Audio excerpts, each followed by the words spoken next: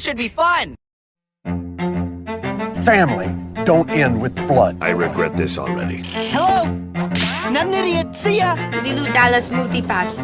Give him the bits. The bits. The bits. The things I do for love. I will never, ever turn my back on people who need me.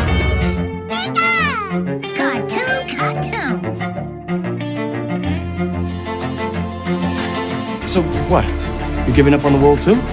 Yeah, pretty much. I mean, can you imagine sharing your birthday with 6 world-famous assholes? Can we go home now? This week's episode features themes of violent child abuse and talks of racial discrimination in the 1960s. If neither of those things sound like your cup of tea, try to skip over those parts. Have fun!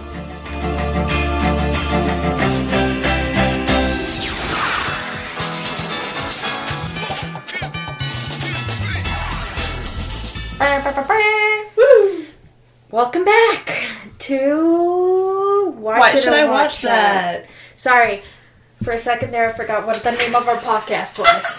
We're professionals, as you can see. Very professional. Yep. I'm Mayra. I'm Sam. And I'm tired. I'm tired. No, you already claimed Sam. Sorry. Oh, whoops. Yeah. Yay. And this is Why Should I Watch That? The show where we tell you what if you should sink the X amount of hours into watching whatever the hell your friends are talking about this week. Speaking of this week, we're doing the same thing we did last week, only part 2, Electric Boogaloo. Woohoo! AKA Stranger Things. Wrong Netflix original. Netflix series. God damn it. The Umbrella Academy. Season 2. It's been a long day, y'all. Yeah, it has. Been an interesting day. Biden 2020, motherfuckers! I think what's happening right now is that the level of anxiety that I've experienced for the past, month has just stopped because that happened, and now my brain is going, oh, good, we can finally relax now. Sure would be nice to sleep again. Ba-ba-bam. As I sip on my coffee once more. So, if you haven't listened to the first episode where we talk about whether you should watch the first season, go back and listen to it right now. It's on Spotify. It's not. Don't tell them. I'm sorry, it's been a really rough week. Do not be banging the mic like that, home skillet biscuit. I didn't mean to. You were holding it aloft. Don't. Oh. No. Oh. What have you got? A knife! I'm about to get stabbed on air. Just so you'll know. We're Next not week, there. I've been impaled. next week I might not be here. I've been stabbed. JK. Jay. Okay. Alright. Shall we read the episode summaries and get started? Okay. Yeah, I'm definitely capable of doing these things once more. Hello, and welcome back to ASMR with Jay. I'm here to tell you about some episodes and their meanings. Alright, Umbrella Academy Season 2, Episode 1. Right back where we started. After dropping his siblings into an alley in Dallas in different years, 5 scrambles to track them all down and stop a new doomsday threat. Episode 2, the Frankel footage. An incident at the bar leads Luther to Vanya. 5 finds an unsettling surprise in the film Hazel left behind. The cops come after Allison's husband. Episode 3, the Swedish job.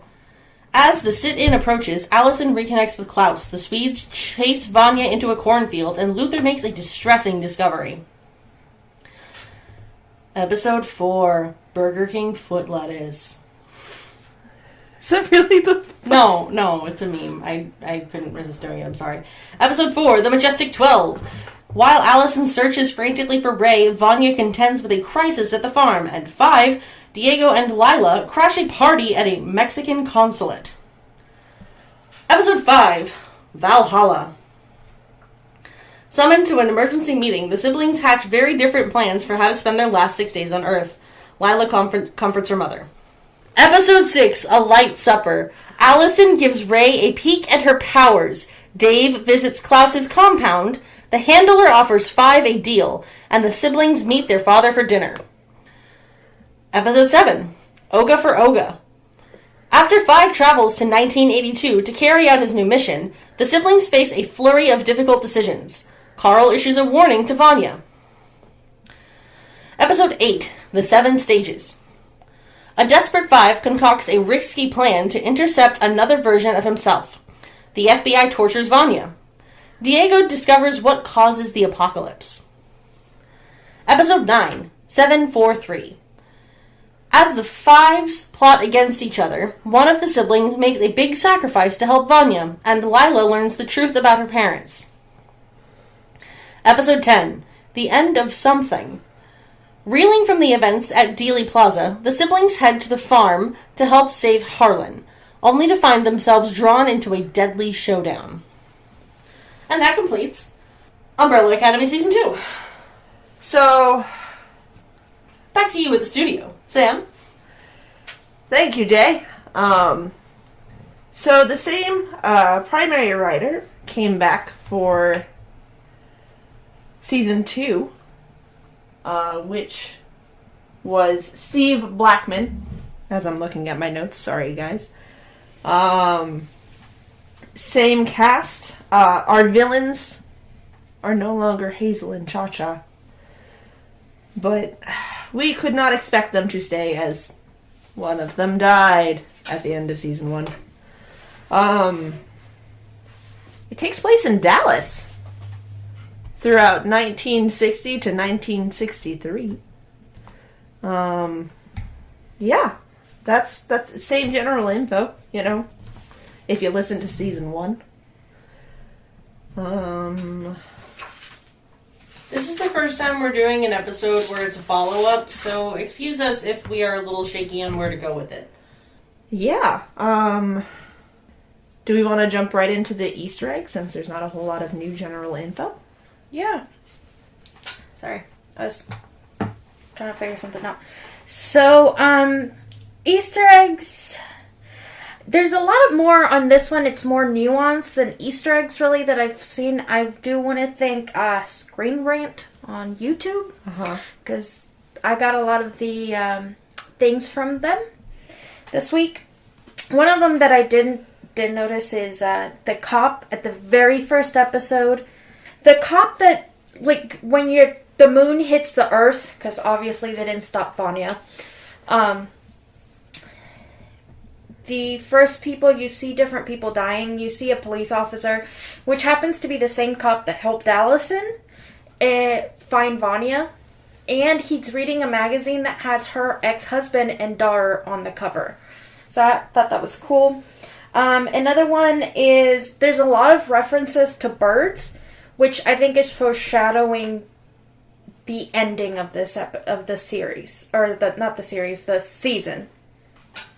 The Sparrow Academy? Oh, yeah. I was like, what the fuck do you mean? Yeah. I got it. Yeah. Sorry. Long day. There's also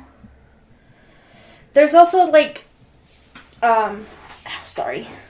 Can't sit right today. Luther. That's his name. I couldn't think of his name. The garbage man himself. Yes. When he realizes that Allison, well, obviously he knew Allison was in town or whatever, but there's a whole scene where you see him dressed up running and doing like a whole exercise montage. He's pretty much dressed like Rocky Balboa. Oh. And he's even doing like the boxing and everything. But that came out in the 70s, right? Yeah, it came out in 76. That's what I was doing right now. I was looking it up. I was like, why would they do that? But okay. Also, the homeless guy that is... I loved that. You know, the homeless guy. If you've seen the show, you know. The homeless guy that keeps yelling Allison's name. At one point, there's an episode where he has a sign that says the end is night. Nigh. Mm-hmm. That's what I said. You said night. Oh, sorry, Nigh. Which is a reference to Watchmen, which has been said by Gerard Way that was something that influenced him a lot. So I thought that was a neat little add-on.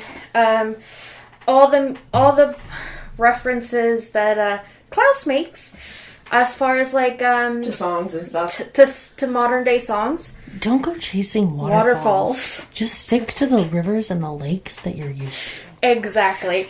And the fact that he named his Colt Destiny's Children's instead of, Destiny's Child. You also have actually something cool that did actually happen in one of the tapes of the JFK assassination. The Frankel footage? The Frankel footage is a real footage. Yeah. And then, but besides the Frankel footage, in another footage of the assassination, there is a guy in a black suit with a black umbrella on the green. So I thought that was pretty cool that it was included. Then you have the tentacles on Ben's coffin, which I think was sort of bad of the dad. Well, I don't know. We'll get into it. Yeah. I got two more, and then I think trying to start discourse. Sorry. I'm sorry. Go ahead, Mayra. That I think three more that I think are pretty notable, and then I think we should be. When we go into the what's it called? Commission. Mm-hmm. If you actually pay attention to the background, there's someone carrying Chacha's hat or helmet. So that could be a reference to either Chacha's still alive or, Chacha has been replaced. Yes. You also have the shell conch. Conch. I don't know what the hell it's called. It's good. You're good. I was just. It's like a reference to the Lord of the Flies. Oh. Because it's the kids trying to make a meeting, and they're like, the conch shell. Use it to speak. The magic conch. Yeah. And lastly, the Majestic 12. By people who are conspiracy theorists, the Majestic 12 actually did exist. Oh. At the time of Kennedy. But it was actually found by... not Kennedy. Truman. Sorry. Truman. This is all conspiracy. Not been proven. But Truman... It is a real conspiracy theory, though. Yes, it is a real conspiracy theory. That these 12 men were... This thing was founded by Truman to look for UFOs and to look for aliens. So I thought it was really cool, especially since the dad's an alien. Yeah, neat. But yeah, as far as that is the most I found as references. Okay. I did know a little bit of the second volume of the comic, so I guess we'll go into that real quick. Yeah, I didn't get to that shit. So the comic, this is more based on Five and his experience with the Commission. So in the series, we see that they get pulled back in time because of Five. Mm-hmm. But the way the comic opens up, it's really Hargraves speaking to JFK. Or someone that looks like JFK. Mm-hmm. He just calls him president. Sure. And okay, yeah. So the Netflix series probably took some liberties in labeling the president. Okay. Yeah. No, well, it is during the JFK assassination. Yeah, well, you just fucking call him JFK then. That's weird. Go ahead. So the reason that they're in Dallas is because the commission takes Five back to complete his mission. Because he left with his mission uncompleted to assassinate JFK. So they're fighting against Five. Ooh. That would have been a lot more interesting than what they could... That's kind of what I thought they were heading towards, to be honest. Yeah. Well, anyway, we'll get into it. And then the commission, you actually learn how, Five's experience with the commission. Mm-hmm. And it wasn't just training that he got. They literally, operated on him and did, all these mental tests and everything on him. To get him as strong as he and as powerful as he became. Okay. The whole reason they're in Dallas is because of the commission. So you really do get to see a lot more of the commission and their role in Five's life. Very cool. With that being said, I know last week I said a lot of shit about season 1, and it actually was the first one I said no to for watching, unless, you were going to watch this season. And for me, I liked this season a lot more for a lot of reasons. One, the open gives you this really cool, catch up on where the characters have been and shit. You also find out, It's also set to Frank Sinatra, so I mean, sure. Yeah. Isn't episode 1 where you initially see what could have been for the ending for the second timeline? Yeah. Yeah. In that scene, they almost go back to where the comic was. All of them are so strong, are so bitchin', are just sitting there kicking ass and not even bothering to take the names afterwards. Glow-ups are real. Like, when fucking Luther came shooting out of the sky, landed into, a battle scream, that gave me chills. Not only landed into a battle scheme, then takes a fucking grenade to the back and nothing. I think it's more of a rocket, if we're going to give Luther credit. All while basically accidentally blocking fucking Klaus, while he summons dead army soldiers to fight for him, and it's just hell yeah, I'm doing this, what about it? Yeah. Oh my god, that whole vibe is what I was expecting from season 1, and to have gotten a piece of that in episode 1, it set me off to a really good tone, and I really liked this season. For me, personally, season 2 was very predictable. It was kind of boring after season 1, in my opinion. I knew where everything was going. They set out these plot points, and I was like, oh, I can tell you exactly what's going to happen, and I was mostly right. But it had its moments. There were moments, but it felt very much like they were trying too hard to emulate what they did in season 1 with a less banging soundtrack. I gotta admit, the soundtrack was not as good as the season 1. I love soundtrack for season 1.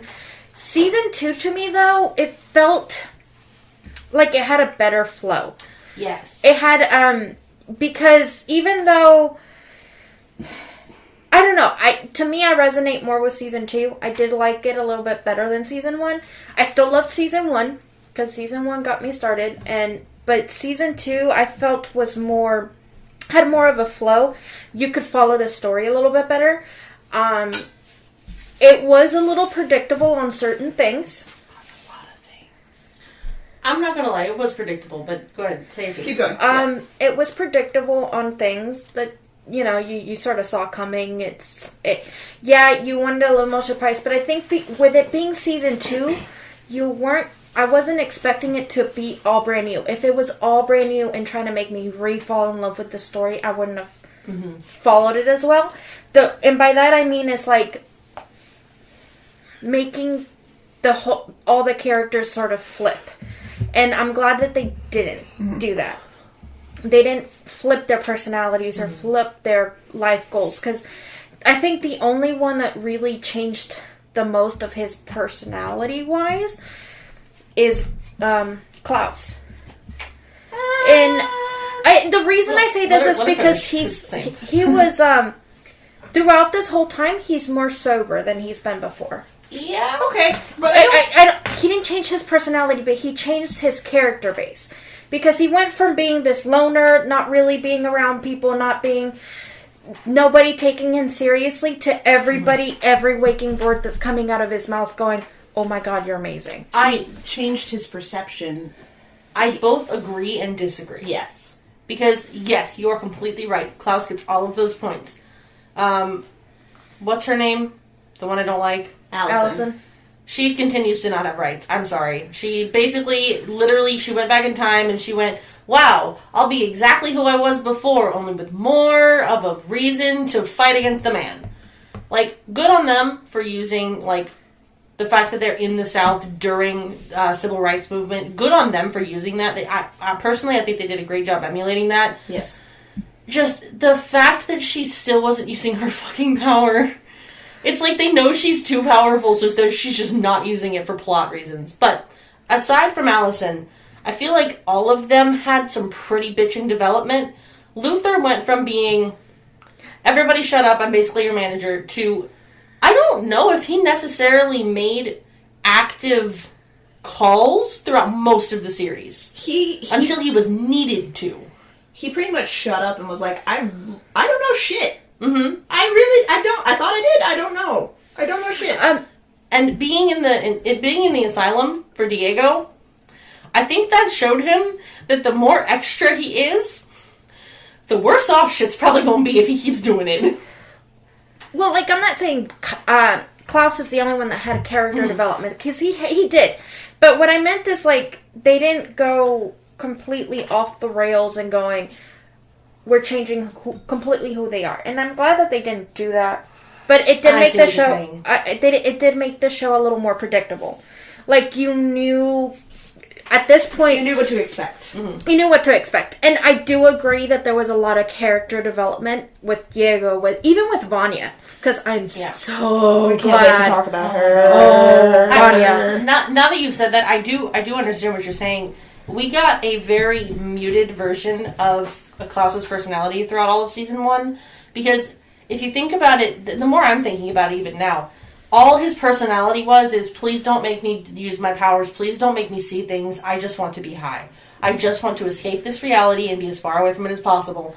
And throughout all of season 2, we saw him basically not doing that. Yeah. Like, he wasn't completely sober. He flat out says that multiple times, but he was more sober than he's ever been, which I think is a notable thing for him. Well, for 3 years he was sober, because Ben makes the comment, Klaus, don't do this. Don't throw away 3 years of work. Right. I mean, like, for most of it. Yeah. And then he falls off the wagon. Yeah. But even that, I feel like, was less of a fall than he could have taken. Yeah. Oh, he didn't even do drugs. He just was like, I need to numb some shit for now. Which is very healthy, Klaus. Yes. I mean, buying a liquor store, but only ending up with one bottle at the end of it. Good move. I have a note that I think you'll enjoy. You said you and looked at no one. I meant to look at you. It's just my shoulders started hurting. Vaguely off into the distance between the two of us. I'll have a note that you'll enjoy. White violin Vanya is just Pink Steven. No. Who did I say? No. No? White violin Vanya is just Jiro from My Hero Academia with no self-control. Oh. Because the little modulators on her leg are so she can use her heartbeat as a weapon. Oh. Just blew Sam's mind. See, I'm only I have a Jiro. I have a Steven. Violin! But there... I can see it, though. She does have that, like, almost... Well... She's not as manic as Pink Steven was. Pink Steven was a different side of the same coin. Yeah. Different side of an identical coin. It was similar vibes. It was, yeah, that's what I mean. Like, it's still a quarter, but it's tails instead of heads. Yeah. But I think you're right, Mayra, in the sense that this season was very much an exploration of who the siblings are as individuals apart from the identity of the Umbrella Academy. We're going to note that Five should have broken his ankles on his landing, because he should have. The way he landed. Okay, fair. He lands straight on his feet, and you see this twist. He should have at least had a sprained ankle minimum. Like half of them should have, let's be honest. They all should have. This is something that I remember that I would like to say. From season 1 to season 2, one of the really big issues I had with season 1 is that some of the world build didn't feel cohesive. I think my main example from last week was that the commission didn't feel very fleshed in, and I feel like season 2 did a really good job of stitching that together. Well, whether that is just from Lila, is that her name? I think so, Lila. Whether that is just sheerly from the existence of Lila, or how they have or just how they have them tied into the real world throughout the entire series, like how how 5 is literally able to find them to fuck their shit up on our plane of existence, in our realm, whatever it is. They felt so much more attached, and I don't even think it was because they had a bigger presence. It just, they had more little Easter eggs of them existing, More interaction of the world. yeah, more passive interaction that made it feel much more cohesive. And I don't know, I really like that kind of stuff. The small stuff that makes the world feel whole is something that I really like seeing. Although, I gotta admit, I did really enjoy the fact that they actually filmed this in Dallas, Texas, where the, because, in the actual section of where this happened, because it is actually preserved just like that. It looks exactly the same. So you can still go to the green and it looks exactly the same as it did when the barricade happened, or the Assassination happened? when the assassination. And they have an X on the road, fun fact, of exactly where it happened. Where one Catholic president got assassinated? Yep. Speaking of location, I would like to make a comment on how they interacted with the time period again. I kind of brushed on this 2 seconds ago. In Atlanta, we have the Civil Rights Museum, and I have gone in the past. They have a booth where you can sit and put headphones on, and it's set up just like a diner. And what it does is it plays audio from one of the sit-ins to allow you to fully experience what it felt like to sit there.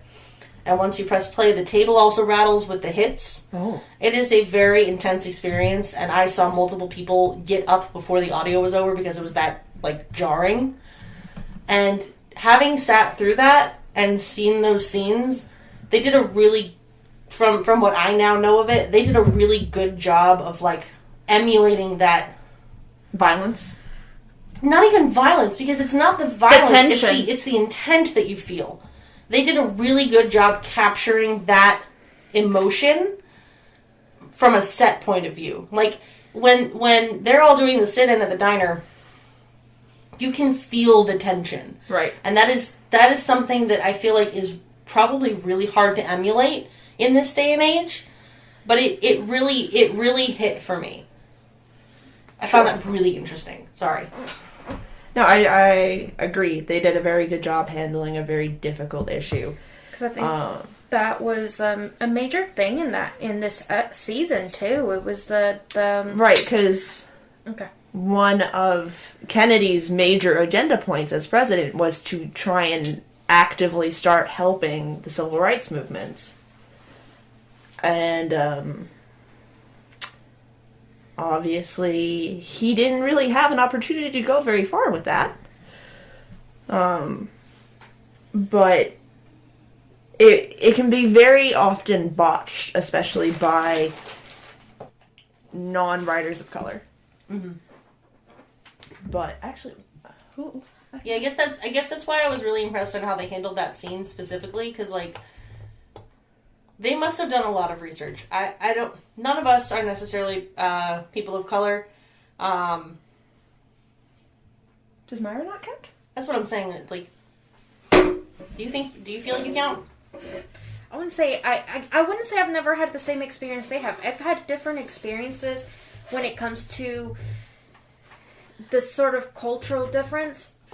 To me, it's very different between having an African American point of view and a Hispanic point of view. Yeah. If we're gonna go into this, just because we've lived through two completely different experiences. Yeah. For me, Sure. as a Hispanic, I get more of the you're not wanted here because you were technically never supposed to be here, and I think from seeing what I know of the civil rights and seeing of what it started from, it feels like whenever it comes to racism against African Americans, it's more of, you're not wanted here, we forced you to be here, but we don't want you here. It's more, we want you here, just not as equals. Yes. We don't care if you're here, but you can't be in the same spot we are. Yeah. And with Hispanics, it's more of, we just don't want you here. That's fair. So it's, I feel like Hispanics, it's more of a nuisance. Mm-hmm. And we unfortunately did not fortunately didn't have to have, like, the issues that they've had. Yeah. I feel like there's a little bit of connotation that can be made to kind of what's going on in today's world with the border issue, but there, at least to this day, has not been a similar uprising of that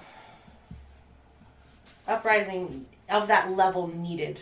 Right. And I think don't get me wrong, there are issues involving the Latina community that we need to fix in America, but it's not been... I think a great majority is because of the civil rights movement. It didn't just affect the African Americans, it affected anybody who was a minority. Yeah. In the aspect, like, people go, well, it was just for African Americans, but it's not. It really affected Hispanics, because at the time Hispanics were just as hated. Mm-hmm. And I mean, I've heard stories and I've read books, especially coming from a Hispanic background, of people who actually had to go through in the 60s of being a Hispanic here. And at that time, we, especially at least from where my family's from, is in California, we turned into the slave force, but they forcefully had to pay them. Because Hispanics were the ones doing all the field work. And honestly, they were living in tents. Yeah. They were tent camps. And you'd pick up your tent to wherever the next field is so you can get paid. So you literally did not have that connotation of you're slaves because we forcefully have to pay you. Right. The laws of the land prevented technical slavery, but... That doesn't mean it's gone. That doesn't mean it's gone. That at that time but again, if you were a Hispanic being seen mixing with a white person, you were automatically. Well, that was girl. What did you do? Stop picking at your fingernails, my girl. I'm sorry. You're bleeding. I only care because you're bleeding. I mean, bro. No. Here, rip at this instead. That's what I was doing earlier. I just saw red and I was like, wait. I mean, same. I cut myself while I was getting that thing off the... Oh my god. You're the only uninjured one here. Not true! No blood. No blood. Okay, no blood, no injury. Don't you know the only way you can be hurt is if we can see it? But... Again, I gotta admit, I'm very grateful that the civil rights movement did occur. Oh god, it was an amazing thing. Oh my goodness. Can I just swivel back to canon real quick for the show? I know I hate on Allison a lot, and I'm real sorry, but her character is bad. Would you, as a person who has morals, be put in the civil rights movement in a position of power, more or less, after, getting with what is essentially their stand-in for Martin Luther King? Yeah. He might be based on a real person in Texas. Unfortunately, I'm not familiar. We didn't really have time to do the research. We are from Atlanta. We know a lot about Atlanta shit. Correct. And Martin Luther King was a hero. Our boy. Yeah. So, after basically getting into that position of power, would you not, as a person with morals, use your superpowers to be like... And then I ended racism. Honestly, I have a note there. I think it's like episode 5, where they're doing the sit-in, and she's showing Ray her powers or whatever, and she gets Ray, his new suits, she gets her new dress, they go about town, enjoying the day, and then she has to go pick a bone with the diner, which is valid. That I'm not criticizing her for picking a bone. That was such a bomb-ass scene, and I was so excited to get more of that, and then she went, "Ooh, I'm so sorry, ooh." She goes, "I'm a bad person because I can control people's minds," but she could have literally rumored the entire diner to not be racist anymore, and to think of the power and influence that diner had, because it's kind of shown as a pillar of the white community at that time, because it's the same diner where Klaus goes to confront Dave. I kind of got the vibe that it was one of the last segregated diners. Yeah. Or maybe one of the dwindling, like more of them were being open. Sorry, go ahead, Mayra. I have a theory on why she didn't. Okay. So, not so much of what happened between her and Vanya, but I think at this point she wants to prove, because she's already had the incident where her ex-husband had doubts on her. She had used it on her daughter. She used it on her family. She used it. So, I think at this point it's like, I want to prove that I don't need that to be able to force change. Well, look, that is a very, very logical, selfish. Is it selfish though? I mean, it is selfish, but yes, unequivocal. Like, I mean, sorry. yes, it is selfish in the aspect of it's for me, but I mean, at the same time, okay, you change the people that are in the diner now, but they go home, they leave that diner, and then what happens? Then they essentially become social justice warriors in the 60s. Right, she could have set the civil rights movement ahead decades. Like, literally. The one thing that they needed were allies on the other side. Yeah. It's kind of like how the LGBT community is like, how we have straight allies. Yeah. Like, we need people who are on the opposition, not opposition. We need people who can from the get position in, of power. Yeah. We need people who can get in with those who are hating on us to be like, hey, maybe consider that they are living, breathing humans as well. We need those. Yeah. And I'm not saying that's wrong, but I also have another thought. Go ahead. Okay. Just being, you're right. We do need that. We need that unity. Mm-hmm. But another thought is, at this point, she doesn't know when she's going home. She doesn't know when her siblings are there. Mm-hmm. She knows she's in the past. Mm-hmm. She also doesn't know what effect she can do if she changes something. A positive one. Pause. No, pause. She should have thought about that before getting with Martin Luther King from Texas. She should have thought about that before getting with the literal Martin Luther King stand-in for Texas. But when she... Stop. Gonna smack you. Stop hitting that. But when she you're bleeding. Okay, when she got with the literal Martin Luther King stand-in of Texas, on the table. Just leave her alone. I'm sorry. I don't like it when my friends are bleeding. When she's with him. Bleed. Yes, it is. When she's with him. When she first meets him, she doesn't know that that's what he's gonna do. Yes, she does. She meets him at one of his rallies that they hold. One of their organizing meetings, and she gets handed a pamphlet, and she's like, okay, cool. And then the next time they're shown talking, she hands him back multiple pamphlets with red notes on them. She knows exactly who this person is, exactly what he intends to do. I'm sorry, I'm getting very passionate. I apologize. I'm jumping down your throat. I love you. This is coming from a place of logistics. I'm not saying you're wrong. Yes, she saw that he had intelligence and he had charisma. He had idealisms. But like we said, we don't know history of Texas. Neither did she. If you really think about it, because she's from New York. No, okay, that's fair, but I would like... Okay, I'm not trying to hate on your thing. I just have a critical issue. If she was actually concerned with the time-space continuum, the second he started to be an actual drive of change, she would have dropped off. She should have dropped off. She should have been like, I'm sorry, I cannot do this. I could fuck up the entire world.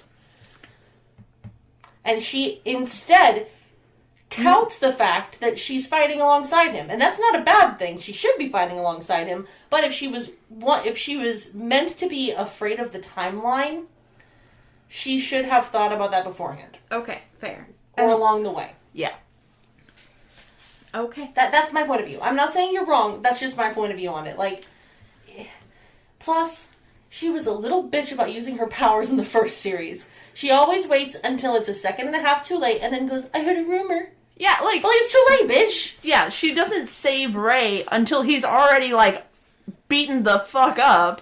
And when she tries to save her in the house, I'm sorry, I'm going on this bitch. When she tries to save him as they're getting taken out of the house, she rumors the cop. She could have stopped him. She rumors him, and he goes, "No, just leave him alone. It's not. I don't know what you're about to do, but leave him alone." She so should have just been like, nah, dude, fuck you. I heard a rumor you shot your friend. Get the fuck out of my house. No, not in the house. You know what I mean? Yeah. She should have done something. She had him. And the only reason she didn't is because, her husband gently asked her to please leave them alone. But I think, not trying to be a complete, because Allison's character has a lot of flaws. Don't get me wrong. I don't think she's perfect. Mm-hmm. But I think we're also forgetting she has a lot of past trauma with her powers to begin with.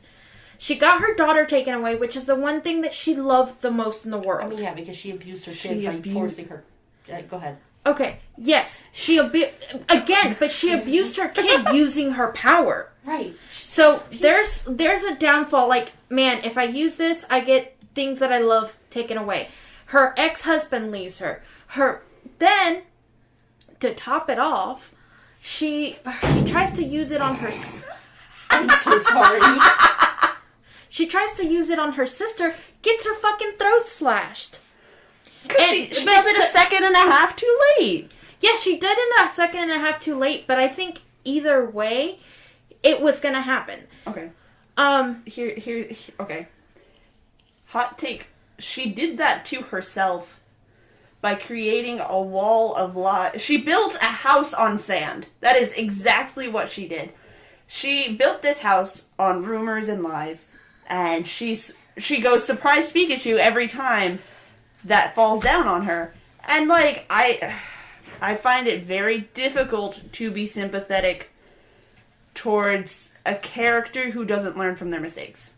But I think she tried to learn from her mistake, but she didn't. She learns from her mistakes because she tries not to use her powers to gain things. I guess, okay, my issue with her entire character development is not that she did not try to learn. It's that she has an all or nothing aspect on this. And that's where I think the problem is. Exactly. And that's why I hate her. No, I don't trust me. I don't like her. I know. But I think that's what we're forgetting is her mentality. Her mentality is either use my powers and go 100% at it, or not use my powers at all. And I think that's why she doesn't use her powers, because it's just when her powers seduce her. When someone that you love is in danger, you are supposed to do everything in your power to help them. And there were multiple times throughout season 2 where instead of doing that, she spends an awkwardly long amount of time on the sidelines going, "No, stop! Please don't do it! Don't do it!" Klaus is more effective in the riot than she is. She is, and she's the actual civil rights activist. And she literally has the ability to just scream, "I heard a rumor, you all calm down!" And just doing that 4 times and ending the riot. No, I agree. I mean, I agree. There were issues. She didn't know how to use her powers, honestly. She did. What I mean is, she knows how to use her powers. Are we yelling? No. Keep going. Finish your thought. She knows how to use her powers, but she doesn't know how to use her powers in a non-selfish way. But that doesn't make sense either, because literally in the Umbrella Academy, that's all she did, was fight bad guys. She never learned balance, I think, yes. is what Mayra's trying to say, is that she only knows how to use it in combat, which they were in, which she didn't use. No, you're right. She no rights.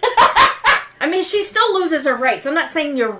Wait, I'm sorry. I know we say this a lot, but this is also a black person in the 1960s. Maybe that's not the greatest. Oh, shit. Wait, I'm sorry. Retcon, that is literally an inside joke. We always say rights. Oh, no. She has rights. She has rights. She has rights as a human being. Her character is extremely problematic. She doesn't have rights as a character. I still don't even want to say that. I'm like, it's a black character in the 1960s. We're in such dangerous territory. Oh, we didn't mean it like that. We promise. I think people understand that because and if you don't, I'm giving you small I'm just saying. I hope you guys understand that we are not trying to be racist. Oh, but I think we did touch on it when we were talking about the civil rights movement. And I think we also said during like season or episode 1, 2 that she had no rights. So Beatrice also had no rights. Yeah. Wirt has no rights. Like, who the hell is Beatrice? Oh! Episode 1! No, My mind is... The brother from... Word. Yeah, no, the brother from Hocus Pocus has no rights. Brother has no rights. Max has no Negative rights. Yeah. Okay, we've touched on rights. If we have used incorrect verbiage and have offended someone, we are sorry, and we will stop using it if you tell us to. I am sorry. That came over me, and we're moving on. Yeah. Okay, so I guess my main issue with her, and this is the last thing I'm going to say on it, my issue with her is that she has an all or nothing mentality on how to use her powers, and she had so long to work on that after this time skip. What was it? A minimum year that she was there? She was there longer Year than and a Luther, half, right? I No, think. she got there in 1961. So 2 years. So Yeah. 2 years. So, Because she had a whole year to do... Because she was married... She healed her... more complaints. You don't heal from that. We talked about it last We time. talked about it last time. She but should not she be should have able a to very talk. gravelly... Yeah, she had to have a different kind of You voice. don't get your vocal cords severed and then move on. I actually have a thought on that. It would have been really interesting had, when she healed, her power healed wrong. See, that would have been so cool. Like, instead of being able to That would rumor her people, like, the way she wants, whatever she says, the opposite happens or something. Or, Like, That or would've- it goes wrong somehow. And that would have also explained why she doesn't use them fucking ever. I thought that would have been really You have neat. so many rights, oh my god. Anyway. Because, like you said, the voice doesn't... Like, when you damage your voice box and your vocal cords, they don't heal correctly. So it would have been really interesting if they had played with that. But, I mean, now, just... God, I feel like an Allison sympathizer, and I really am not, guys. I promise. You're an Allison apologist, and it's okay. We all have our character that we're... I like her. I don't like being a Luther apologist, but here we fucking are. I like being a Vanya apologist. I have no that's because qualms. you're gay. Yeah, you're right. So, the one thing, and this came to me after we had the- our the- discussion last week, and I know we're going to switch this it. should be the last thing, because we've been talking about this for a minute. But I had a thought that since we know Pogo and Grace, or Mother, have a very good they're advanced in years in technology and everything. Sure. So my one thought, just to answer why her voice is still good, is they managed to re-put it together and do everything necessarily in a way that it did the minimal damage. I know it's not No, keep going. I have my hand up. capable. It's not doable at this time in life. But again, we're talking about a robot that was made by an alien and a monkey. So maybe they did something. I still agree she shouldn't be talking the way she's talking. But that could have been a possibility. That only came to me recently, so. Okay, this also just came to me recently. You're right, they do have excess technology. However, the only thing we see them do in canon is patch up her throat, and then she's unable to receive further future technology, or future healing, because she's shot immediately straight into the past, literally about 45 minutes later. However, had they just given her an artificial voice box kind of choker, we wouldn't even have to talk about this. Done. And they could have literally just had the actress still use her voice and just put a filter over it so it sounds a little more robotic. Done. Done. I fixed it for them. Fair. And we're moving on. But I want to stay on it. No. I am moving on. One of the things I noticed, you mentioned this last episode, but consistency issues. The commissioner has the handler has a big scar on, like, the left side of her face. Huge scar. And scars do heal over time, yes. However, it disappears. it disappears half the time. And, like, sometimes when you get a really close shot, you see, like, a little faint dusting. But then other times they just deadass don't put it in. They don't put it in, and it bothers the heck out of me, because, yes, you know, the handler's supposed to be nebulous, and we don't know how much time passed when we don't see her. But I didn't like the fact that they just forgot the scars sometimes, and it bothered me. That's fair. However, I really do like what they did with the commissioner's whole like plot. The handler. I did it too. I really like what they did with her whole plot in like demoting her, because you mentioned this last episode where the commission is basically corporate America. Yeah. Or not even just corporate America, how people handle jobs in America. And I've never lived or worked outside of the U.S., so y'all might have this vibe too, but the overwhelming feeling of replacing is something that they capture very well. Yeah. In that it does not matter how good, bad, neutral, or anything that you do at your job. It does not matter how many years of service. It does not matter how many like overnights you pull or anything. Nothing you do matters if you fuck up.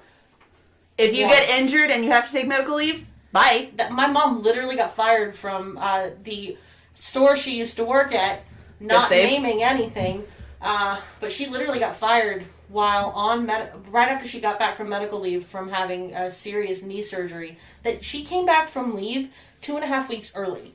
She got fired because the boss, they changed hands while she was out, and they didn't like that she was still on medical leave for so long, so they just flat out fired her.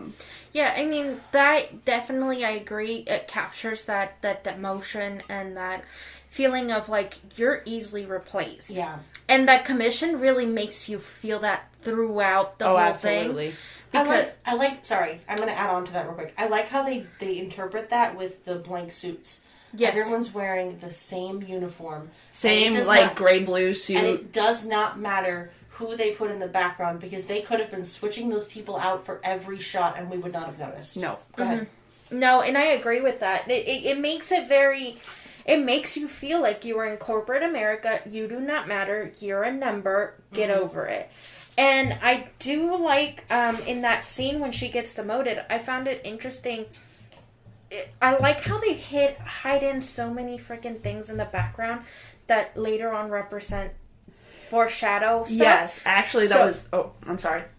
I'm just going to interject real fast. The author that you had mentioned last time, I don't remember his name, but the Russian, where if you see something in the background, it's going to be brought into the foreground by the end of the series. They kept that theme throughout season 2, which I thought was a nice touch of writing. Yes. Because, in particular, they did it in that scene because it goes, you know, one of your issues, the reason you're getting demoted is case 743, which later you see being the case for Lila, where she kills Lila's parents. That's the episode 9.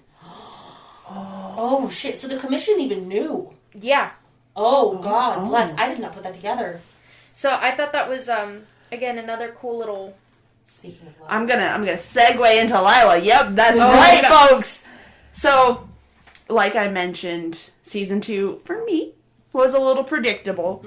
Because we get introduced to Lila through Diego. And we mentioned he's in the insane asylum. Which I was kind of mildly annoyed at the negative mental health depiction.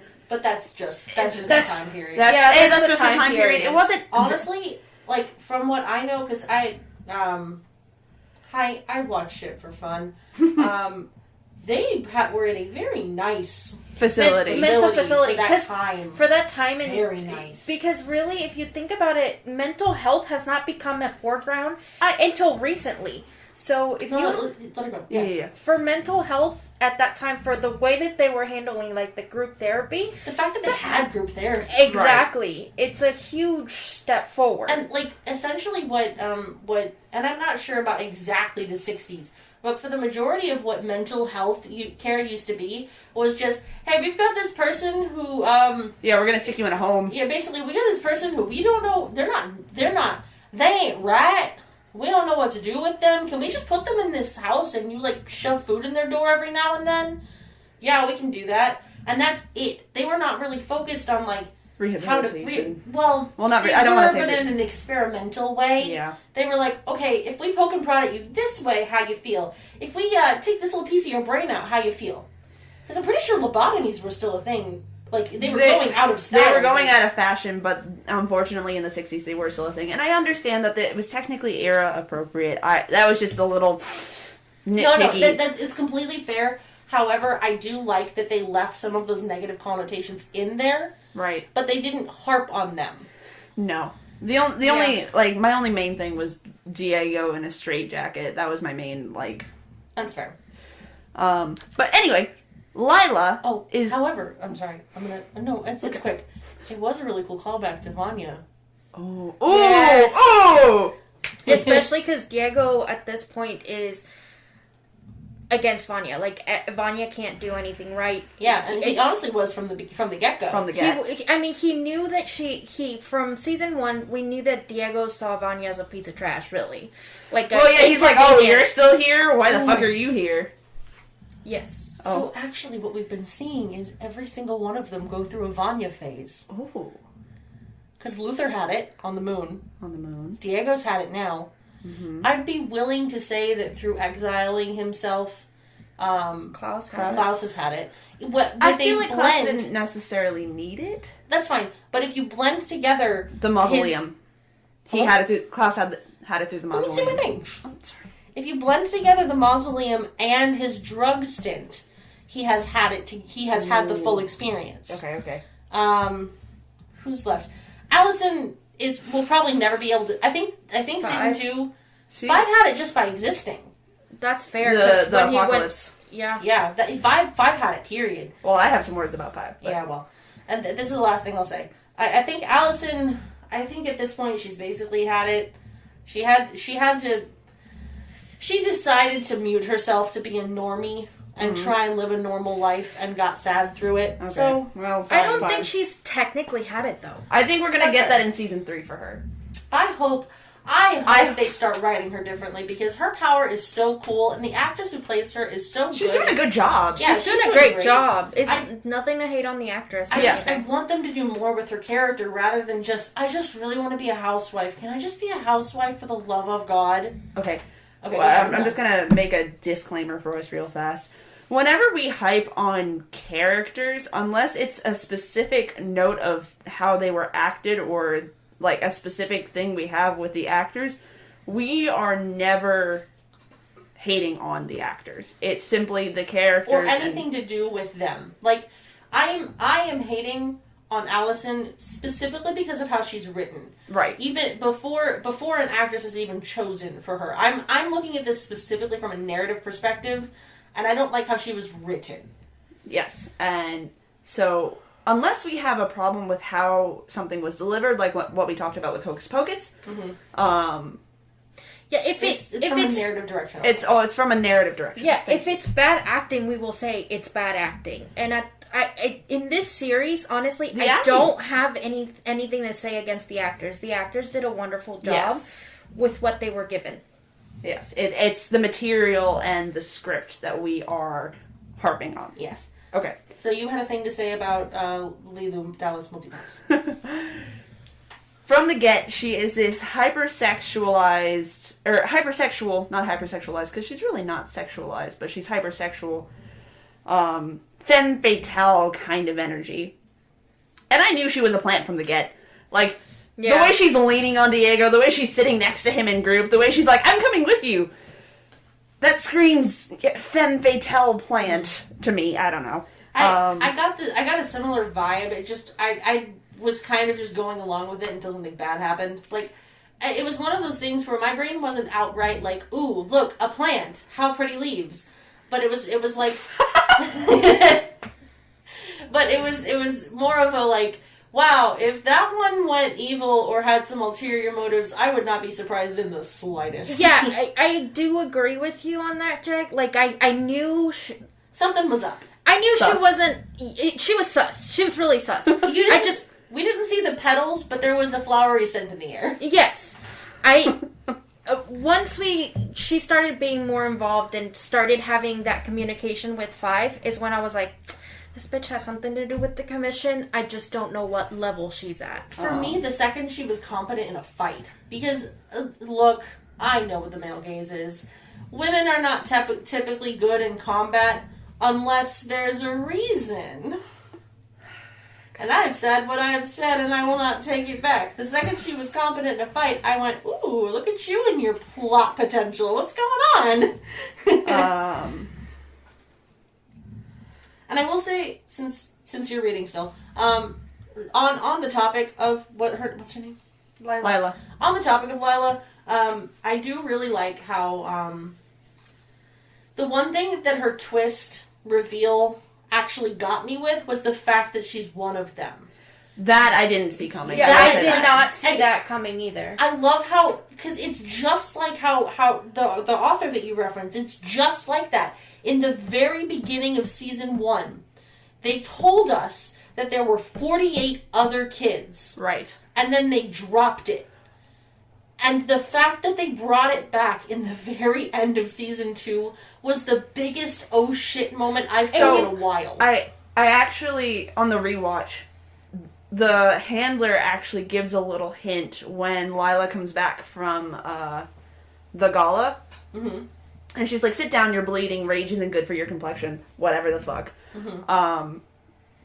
She's going on about how I found you, I picked you, I specifically raised you for this. I was like, that's some Hard Knocks vibes right there. Look at that! Look at those little sprinklings of foreshadowing. I'll be honest, I also had a little bit of a inkling, but I was not 100% sure when Five met up with Five followed her. Mm-hmm. Because all of a sudden that was such a commission vibe. Her being like, catch me if you can. Mm-hmm. Yeah, but the way that he would pop and where he thought she would be, and she'd be gone. And she'd be gone. She was mimicking his power without him seeing it. Yeah. And the way it was filmed, yeah, you couldn't tell. You couldn't tell as a viewer, which I thought was great. And you know what? Now that I'm thinking about it, she honestly might have been doing that for the majority of the season.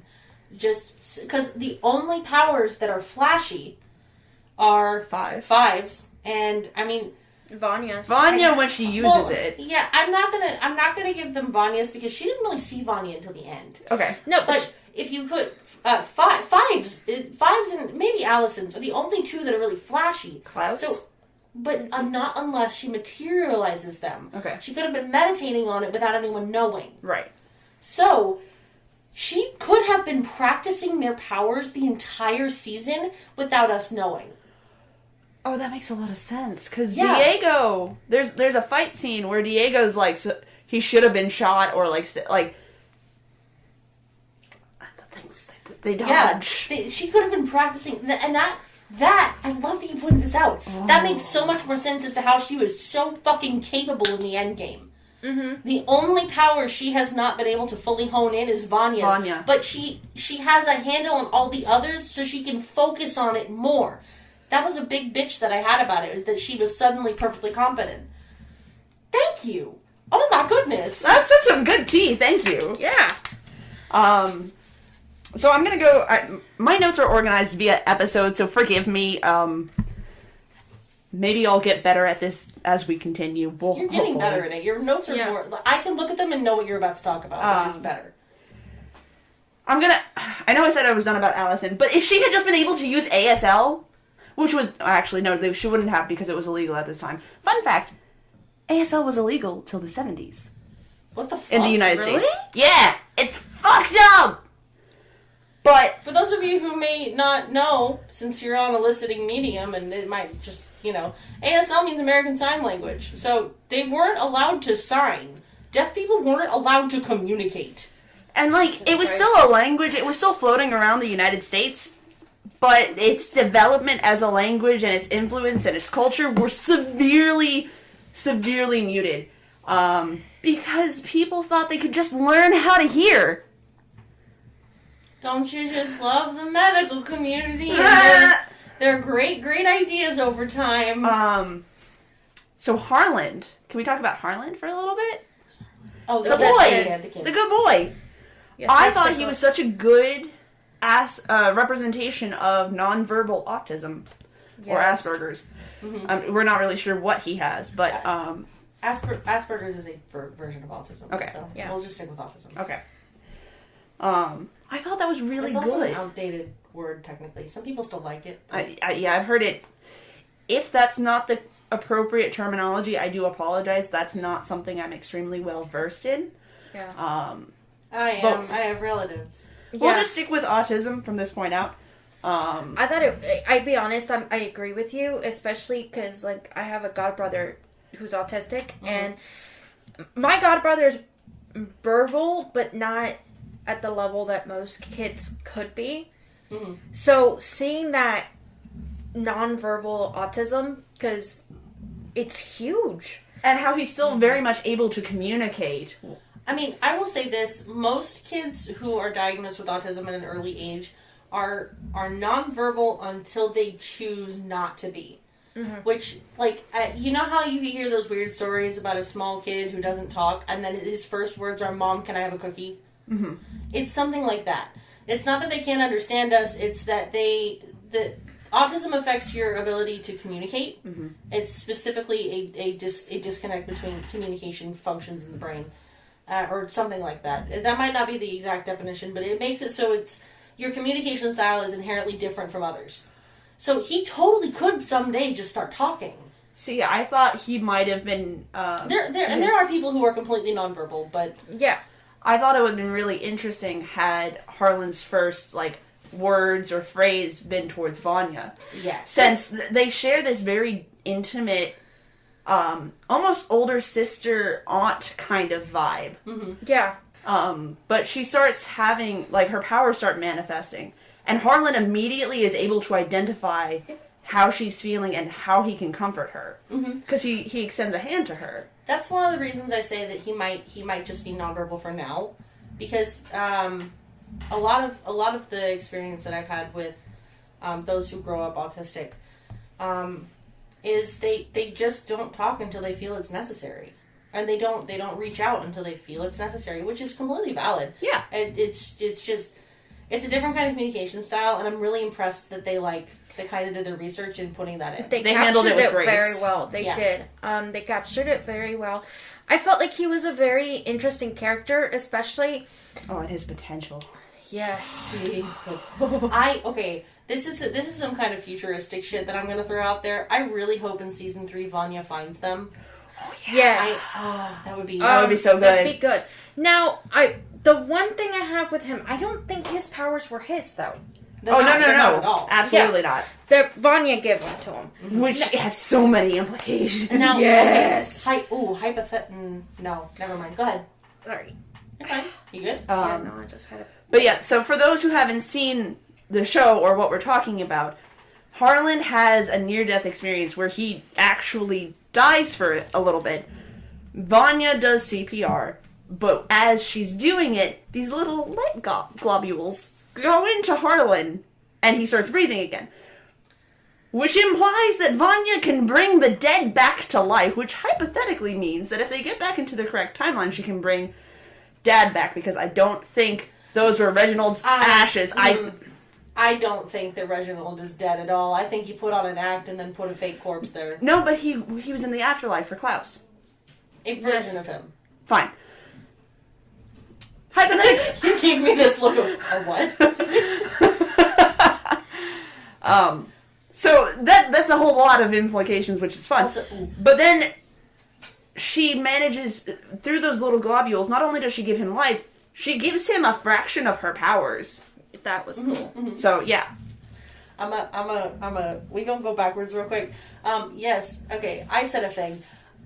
What I meant by that is, Klaus himself was not dead in going there. He could simply have been in a stasis waiting for Klaus to get in contact with him. Oh. Because he says, I've been waiting for you for a while. Yeah, so basically he's pissed that he's been in the stasis for more than like a couple of hours. Yeah. He was expecting Klaus to just be like, Dad! Instead of, let me be sad for a couple of years. Or, not literally, but... Yeah. Like, personally, I think their dad is not dead. This is all just a ruse. Well, I mean, now they're in an alternate timeline. Yes. Because they fucked with the timeline so much. Well, yes. But I mean, back in the previous... I think the death was completely 100% fake.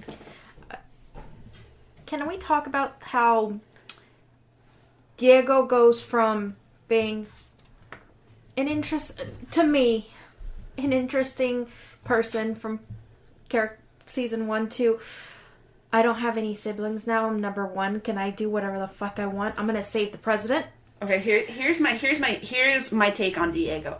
Yeah, let's touch on him. Diego spends a lot of time in a mental health facility that he doesn't need.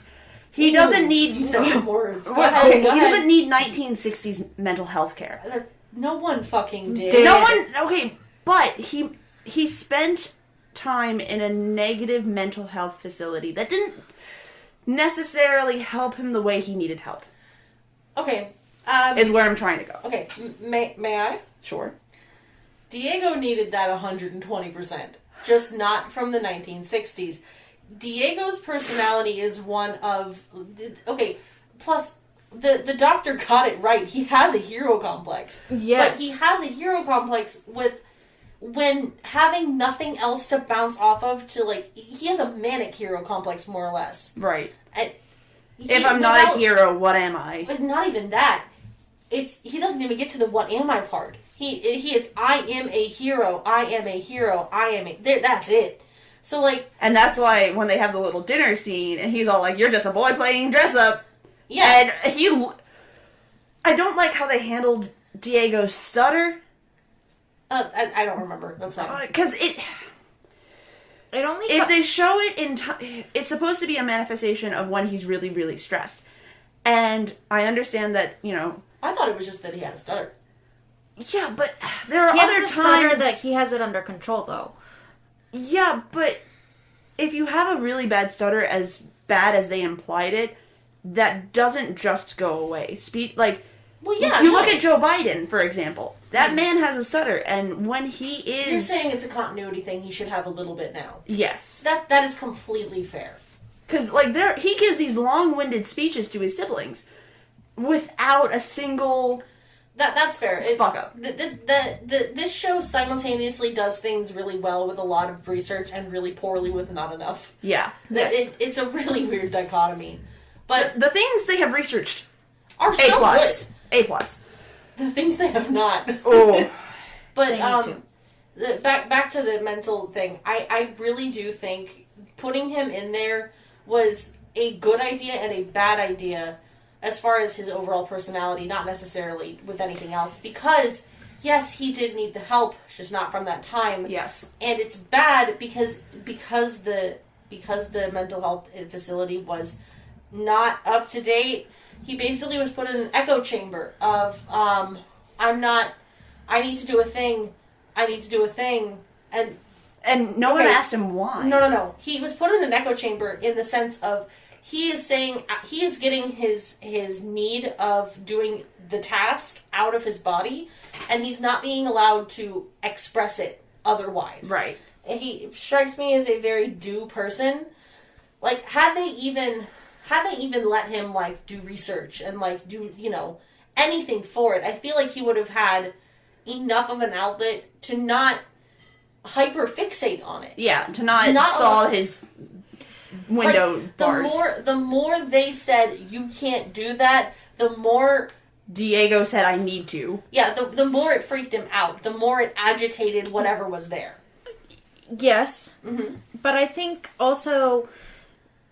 I've said it before. Mm-hmm. At this point, it's like Diego, they said to Diego, the way he acted was, I no longer have this. I'm number one. I can make a difference. I don't have, first, he doesn't have the dad to answer to. Mm-hmm. 2, he doesn't have Luther, who was always, I'm number one. Yeah, condescending dick move. But according to what he thought, because remember, everyone else, no, not everyone else, the three of Diego, Allison, and Klaus all got shot out alone. So they thought, and Luther, I forgot. All of them got dumped alone. Yes. Yeah, I'm sorry. Not Klaus. Klaus and Ben were together. So, I'm sorry, that's what fucked me up. They all got shot out together. They all thought everyone was dead. Or lost somewhere in the timeline. You took this dude who already has an issue thinking it's his responsibility to save every person, which was instilled in him by a dude who literally told him that. Yeah. And then you put him in a scenario where a very important person is about to die, and he's the only one on the planet that knows. And you've also taken away the support system that he brought with him in making him think they were dead. Yeah. When he sees 5, he's like, oh my god, I thought you were all dead. I thought I was alone here. Yeah. So it's... But I don't know. I had an issue with I understand why he wanted to save JFK. Yeah. Like, I really did have an understanding with that. But when they explained to him, you can't change the timeline that affects everything else, and he in the other hand goes, okay, well, I'm still going to take him out. I'm still going to save him, and then send me back in time to kill, Hitler. I think... Yes, but, okay, consider the following. You are correct. However, did they not tell the 5 the exact same thing, and then he said, okay, but I'm going to do it anyway, and then succeeded? Okay. He has now been shown, you're wrong. You're just wrong. I'm gonna say some words. If 5 didn't go back and try to fix the apocalypse wouldn't have happened. He is, in fact, the catalyst for every apocalypse. No. Here's the thing. He starts fucking with the timeline. And yes, the apocalypse happens, but that's only because he tries to jump forward. And he jumps and makes it true. And then he jumps back and makes it true again. Oh my god, I just put something together. Okay. If you're on the track of no, like I just was for 2 seconds, follow the path of my neurons. Okay.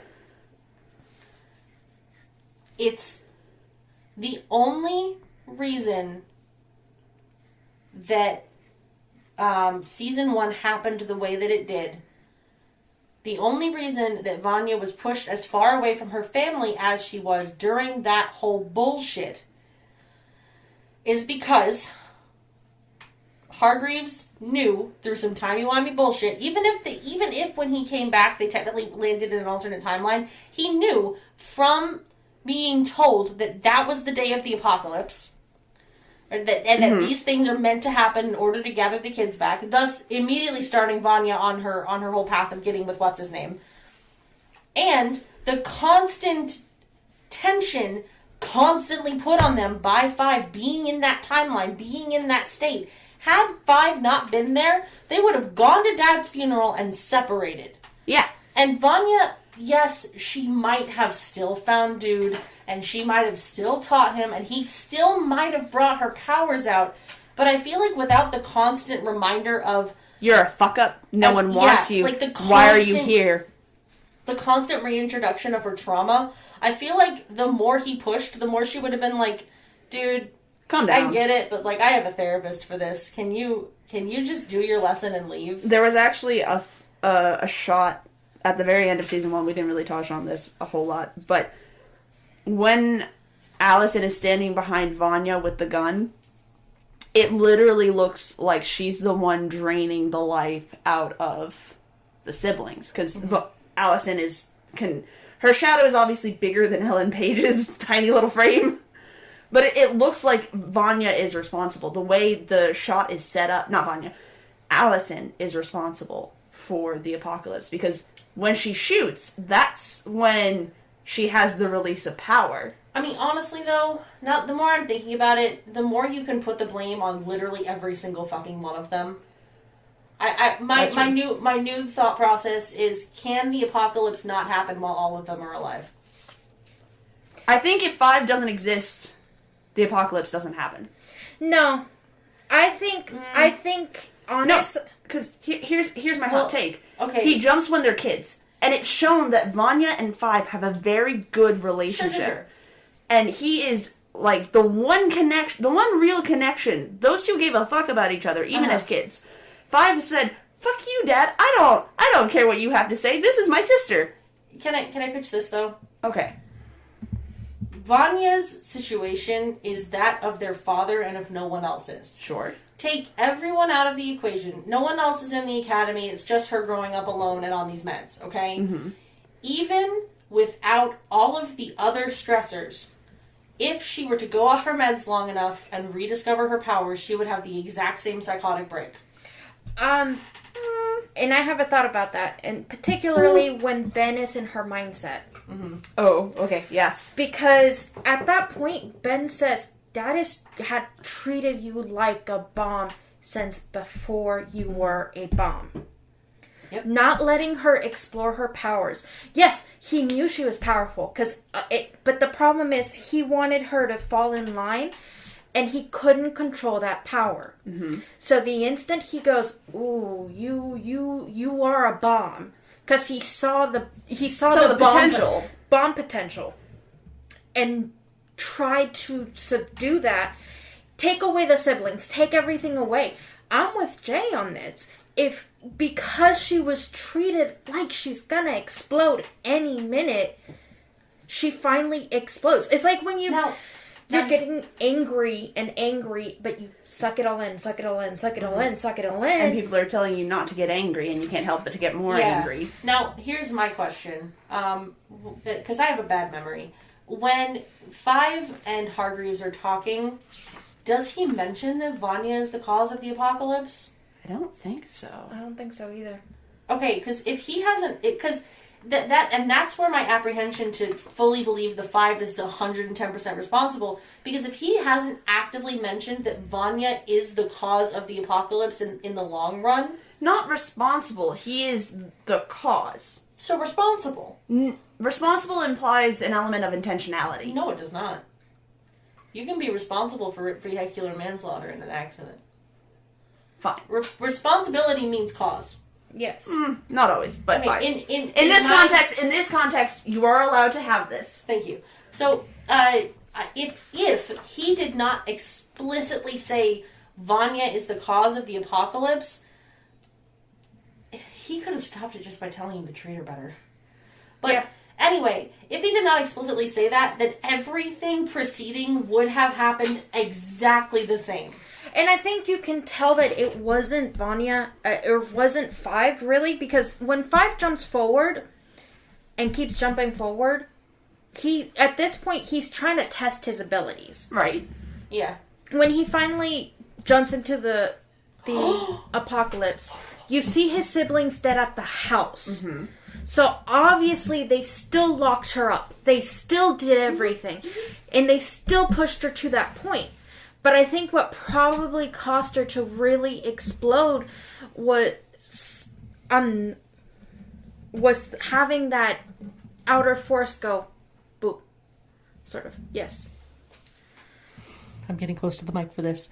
Did he go forward or did he go backwards in season 1? He went forward. You don't know. He did not. He did not.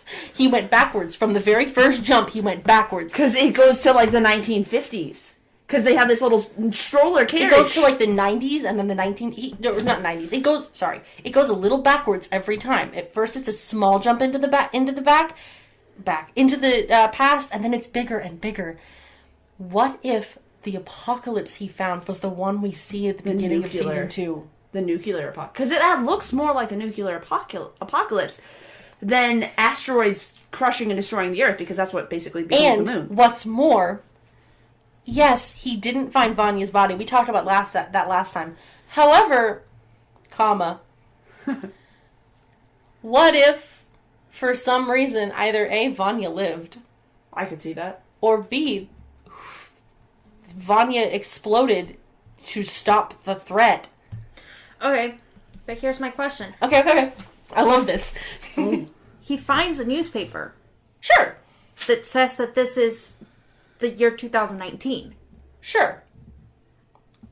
What if he still had it in his pocket when he went back? What? Okay, so throughout all this time jumpy shit, the season 1 basically took like what, a week and a half? Yeah. 4 days, something like that? 9 days? 6 days. And he was very obsessed with the apocalypse and didn't he have that newspaper clip with him the entire time? Mm-mm. He only had the eyeball. He finds. But here's the thing, though. Because then, how did the siblings go back in time to 1963? Well, no, my thought process is if this is a linear time and we're allowing the jumps to happen as they do, what I'm saying is he went from where they were kids, back, to when the apocalypse was supposed to happen. I don't. The newspaper. You right. This might be a crackpot theory. It was a fun crackpot theory, though. Yeah, because that doesn't make sense. Like no. We Because forgot. you do also see I dead ass forgot about the newspaper. We forgot about You the have newspaper. 100% rights. You have all of the rights. Because then I Okay. was going to say, then you wouldn't have had Vanya writing her whole life story. Because he finds the book He does and find he the book. reads He the finds book. the book. Crackpot Wait, theory. pause. I fixed it. Oh. I fixed it. Okay. Okay? And then we're gonna have to. We're gonna have to jump up. That's chill. I fixed it though. Okay, so you right. However, we are well aware that the commission is not super happy about this whole thing. So what Plants. if what? They planted it. Stop. You are so far behind where my brain thing is. I had that thought 6 neurons ago. Fuck you. No, you're right. Just let me. Okay. Okay. So, we are well aware that the commission is not super happy about the whole bullshit that's happening with the timeline being fucked up. Now, consider the following. What if they tried to help stop the war because it was never supposed to happen? Lost exponentially, and because of all the bullshit timey-wimey shit they're already involved in, something gets broken along the way. Maybe some of the people fighting the war accidentally get into the commission. Okay? Which war? The season 2 open. Oh, war. okay. So maybe something happens, they all get in there, they start breaking stuff. Maybe in breaking that stuff, they break the timeline. So maybe it's not that he went forward eventually and found the shit. He was in a mixed timeline from the get-go. The apocalypse is post-time. In destroying whatever technology the commission has to jump timelines, they basically pressed the blend button. Merging timelines. Yeah, so he is neither in the future nor the past. He is in a fucked up timeline of his own creation. I like this. That's a fun theory. That's all I got. Okay, I'm sorry. Okay. Does anyone... Do you... No. Okay. Okay. That's all I got. We're gonna move on.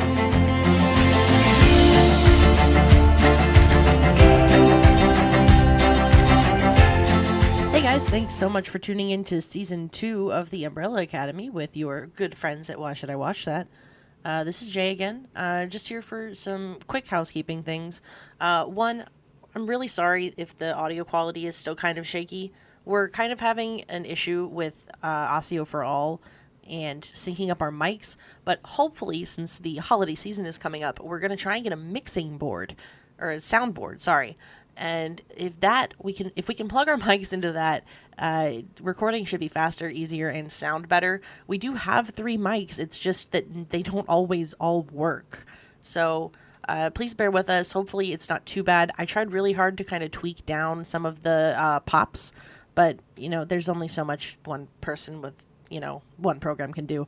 But aside from that, this is the first series that we're doing. So as you can see, this week's episode is Season 2. Hopefully we'll be doing seasonal things back to back. Not if there's more than like 3 or 4, but if there's 1 or 2 seasons, we're going to try and do them back to back so you guys don't have to wait like weeks and months to like get caught up on it, I guess.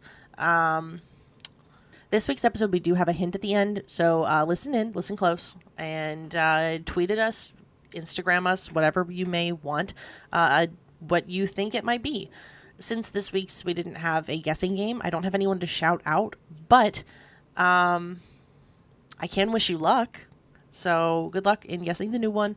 I hope this has been fun, and I hope you are enjoying what we have to offer you so far. And this is me signing out. Have a good day. Bye.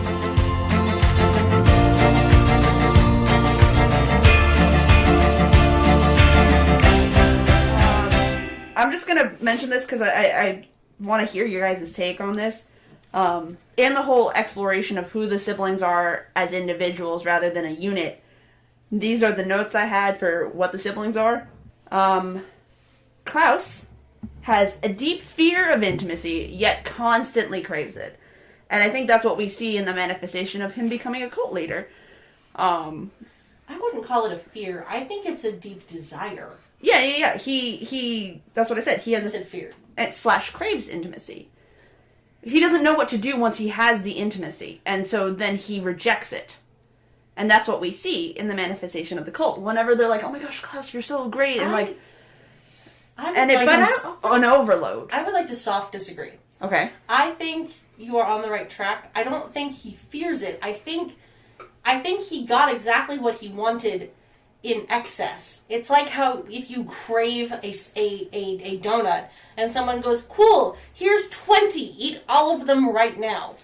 After donut 5, you're like, "Man, I wanted a donut, but not like this." I think you're both heading in the right direction. Okay. But I think that he realized the cult was not intimacy. Because he has that intimacy with Dave, and then he goes looking for Dave.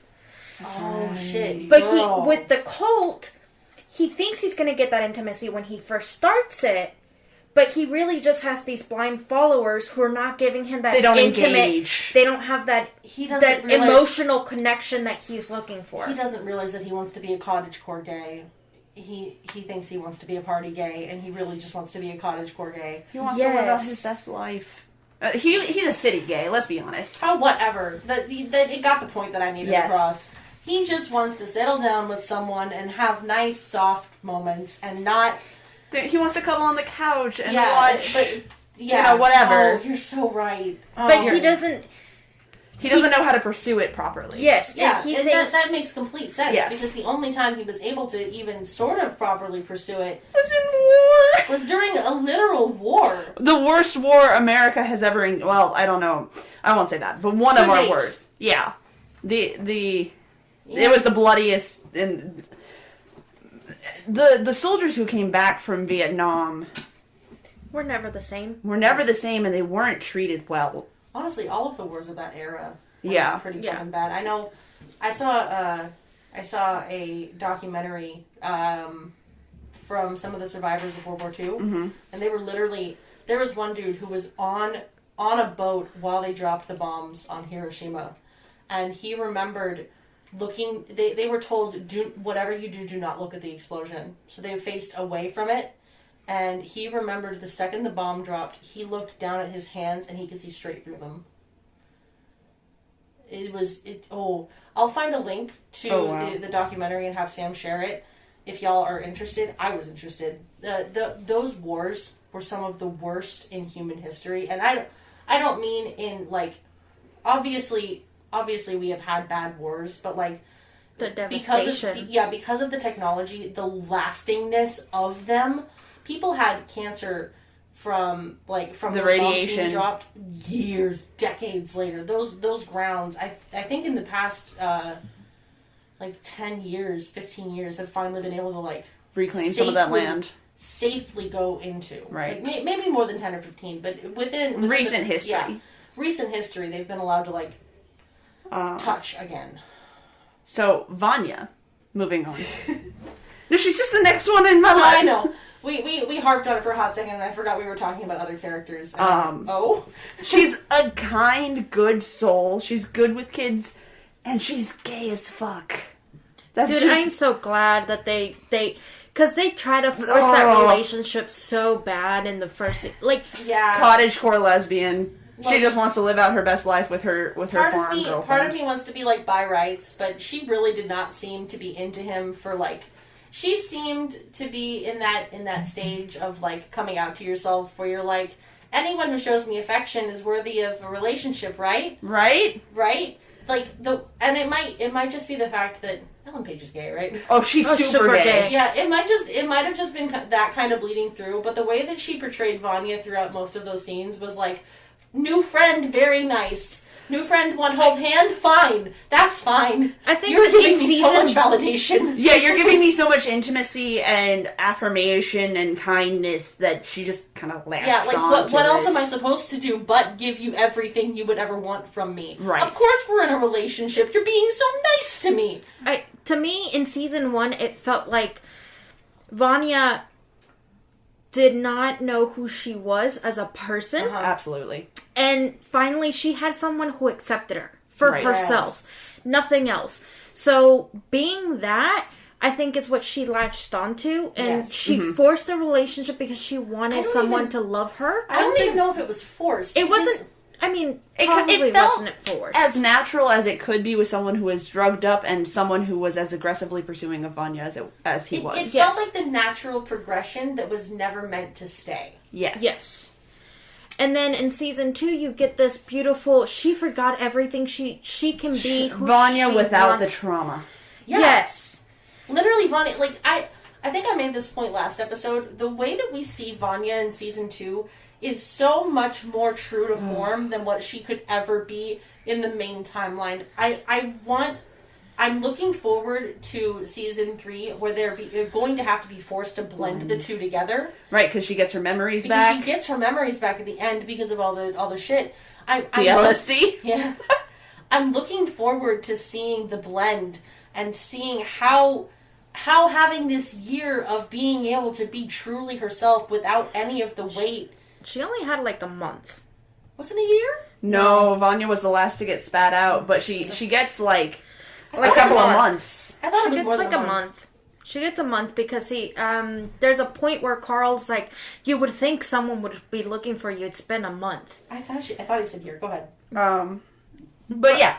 Anyway, I too am looking forward to this blend of trauma and cottagecore lesbian. I'm also looking forward to see the real dichotomy of the siblings. Yeah, now because their that- dynamic has changed so much. Because, sorry. No, you're good. We can keep talking about this, but I want to get through the siblings. Hold on, before you do that, let me look for this. I'll cut all this dead air out. Just give me a second. What year did the 1963. You're right. It's a couple months. Okay. She lands in October. Okay. I'll cut it out. Don't worry. I thought I was convinced it was a different year. So Diego is driven, obsessed, and paranoid. He is not mentally stable, even a little bit. He can pretend in 2019 because he has the illusion of a support system with Patch and his friends at the police. And are they his friends, though? Exactly. Yeah, they're not his friends, but that's the closest thing he has. So when he is thrust into, I think he drops in 1962. Is that right? Yeah, because Klaus and Ben are 60. Allison is 61. 61. Diego's 60. No. Diego's not 62. Luther's 62. Diego's at the beginning of the year in 63. Oh. And then Vanya's October of 63. See, you're right. That is literally the right. Okay, yeah. okay. Now, like, I will say, I do agree. Like, that poor boy is not. He is not. He just needs, like some therapy. There's a period of time when you're struggling with mental illness. There's the build-up, and then there's the breaking point. And I feel like where we start to see him is very close to his breaking point. Yeah. Like, the start of season 1 is the build-up. It is close. Yeah. So the fact that he finally had his breaking point in season 2, I'm not gonna lie, when I first watched it, I did not like it. I was like, this boy, he needs to calm down. This doesn't seem like anything like how he was. But upon having to rewatch it for this, I see now that, like, he was building up to something no matter what. Yeah. And in his normal timeline, that might have been something completely different. But because of the immediate rip away of what little support system he had, and then the triggering of something that is a deeply traumatizing event. Not even event. Like, I feel like, in a way, the need to be heroic is a triggering thought to him. Mm-hmm. He just hasn't had that come to Jesus moment yet. Okay. Like, he needs it. He needs it. Like, right. the way that he acts in trying to pursue the president feels much less hinged than you would expect, probably because he doesn't have anyone around him to make a hinged plan. It felt like an addict. Yes. And I completely agree. That is mood. I want to move on from Diego because we already talked about. No, that's true. That was it. Descent into madness. 5 is very much his connection to his family. Even without his siblings, he is very much, I'm a member of the Umbrella Academy, I am a member... It is... His identity is very much tied to who he is connected to at that moment. It's his connection to his family, it's the connection to the commission. He doesn't know who he is without stopping the apocalypse, surviving the apocalypse. And that's really shown in season 2. And I'm not surprised in the slightest, because don't even worry about how, like, granted, I say that with the whole roundabout way that this story likes to go. I might be completely wrong in saying don't even worry about how they say that time travel fucks with your brain. That might come into play in a different way. What really fucks with your brain is solitary confinement. And yeah, he was alone for what? I think they say 40 years? Yeah, like, in America, we still use that as corporal punishment in most of our prisons. Love it here. Some people are locked in there for the rest of their lives. And there's one guy who got, I don't remember their name, but they were in jail for a crime they didn't commit. They got released. And I think like 80% of their prison sentence that they had done was left in solitary confinement. And it was over years. And the effects that solitary has on your brain fucks with you. And yeah, he might not have been confined to a space, but we as a biological item are social. And even introverts like have this, like, as a human, you need to communicate for the most part. There are some people who don't. Y'all are valid, y'all have rights, but for the majority of the population, we need to communicate with something. That's why he lashes onto Dolores. It's the only thing he has. Yeah. Even with that boy is not okay. I mean, while Dolores and 5 are the most stable romantic relationship in season 1, and I would dare to say that Ray and Allison are fairly stable, as, like... I don't want to give her validity. But, like, she does develop... It's a pretty stable relationship. It's built mostly on open trust, but... 5 has a deep-seated fear of isolation, and he, A, won't admit it to himself, and B, will do nothing to fix it. Because he is very much this savior complex. Yeah. So, do you have any thoughts on 5? No, I would agree with that. I just feel like 5 had this mentality. The isolation fucked with him. And then finally he had something. He had something that he could latch onto of hope. Going back to his family was hope. Because for me, 5's issue is he is not so much the whole time travel or anything like that, or like he's attached to his family. He's attached to hope. Like, way too much. Because even throughout the whole time when you see his whole time alone with Dolores, he's still trying to find a way back to save... He has this hope of saving everybody. Being able to save everybody. It's that hope that keeps him going. And when you see him with the commission, you're like, okay, I can use you to complete my goal. With the commission, I don't feel like he really had that as an identity or like an attachment. It was more of a utilization to complete his ultimate goal. That's fair. With 5, his whole aspect of trying to stop the apocalypse is, to me, this sort of the same mental issue that Diego has. He also has that hero complex. The only issue is with 5, he can go, I've had life experience. It's not the same one you've had, but I've had a life experience. I'm also significantly older than you. Yes. I would say that it feels like they're the the same coin but different sides. Yes. Because while Diego has had a very practical application, he has had a support system in some way, shape, or form throughout this to kind of keep him in check, 5 did not. Yeah. 5 had literal decades to steep himself in this shit. Yeah. And I think go ahead. No. No.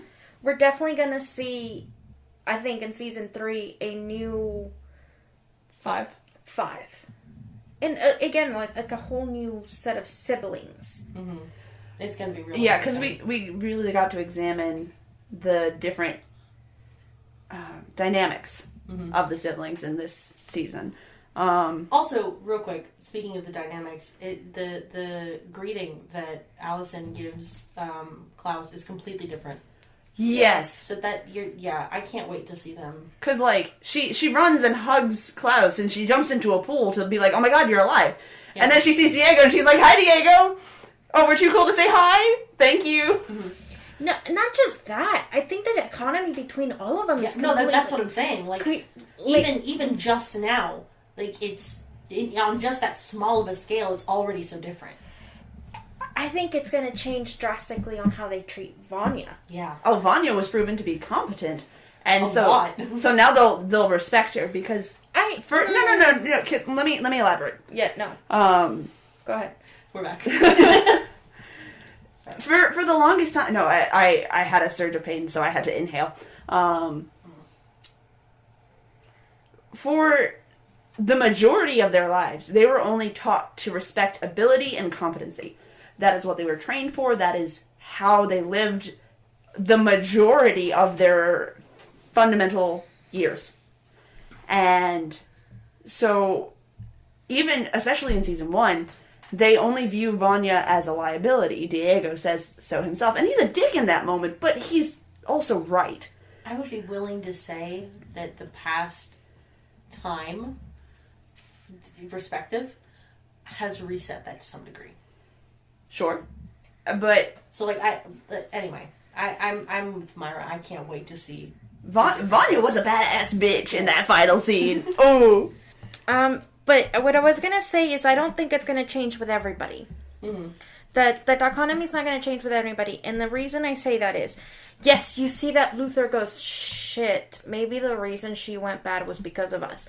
You see Allison accepting her as a sister. You see Klaus going, finally we can hang out and be okay. Oh, that hair salon scene was so much fun. Yes. But I think with Diego, it's not going to change because Diego still sees her as the cause of the apocalypse. Diego still sees her as no longer a liability. Now she's danger. Oh, can I counterpoint? Mm-hmm. I think he's not going to view her as a danger. I think he's going to view her as in a more sympathetic light. I think for him, he now understands... Well, no, because she explains how she was literally being tortured and electrocuted. And I think Diego... I'm going to give Diego the benefit of the doubt here, and I could be proven wrong. But I think he's going to view her as she has very much a limit to how much stress she can take. Mm-hmm. And we need to now do everything in our power to make sure she doesn't reach that limit. Mm-hmm. I agree with what you're saying, but with Diego, because he has that mental break, he has that point where he has to be the hero. And even though he understands that Vanya has issues too, he can't connect to those issues because he does not have those same issues. Because they've tried to explain to him, hey, you can't change the past. But yes, I am. You can't do this. But yes, I am. You can't... There's a reason you can't do this. He's yes, a stubborn motherfucker. I'm hoping for season 3 that what we get with Diego is an exploration of his mental health in a more healthy capacity and a non-1960s lens. And he starts to engage more with his empathy between his siblings. I'm hoping that's the direction they take with him, because that's really what he needs, is an element of empathy and a reality check of you don't have to do this all by yourself. Yeah. And the siblings are here to help you. And he does kind of get that in the last fight of season 2. But I'm hoping they'll explore and elaborate on that in season 3. So Luther really views himself as number 2. He is a glorified hitman. He's a lovesick puppy. And all he knows is how to present like a Superman dialogue kind of energy. Actually, I don't know if y'all caught this. And I'm going to be real. I didn't get to watch the entire series over again. However, of the bits I've seen, there are very few where Luther isn't drinking. Oh, that's a note Yes. I took. He very much strikes me as an alcoholic who won't acknowledge the fact that he's an alcoholic. I don't even know if that's true.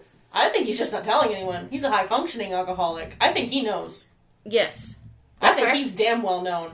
And I feel like you're right on the number 2 aspect. There was a bit that struck me weird. Can you say it again? He's a lovesick puppy.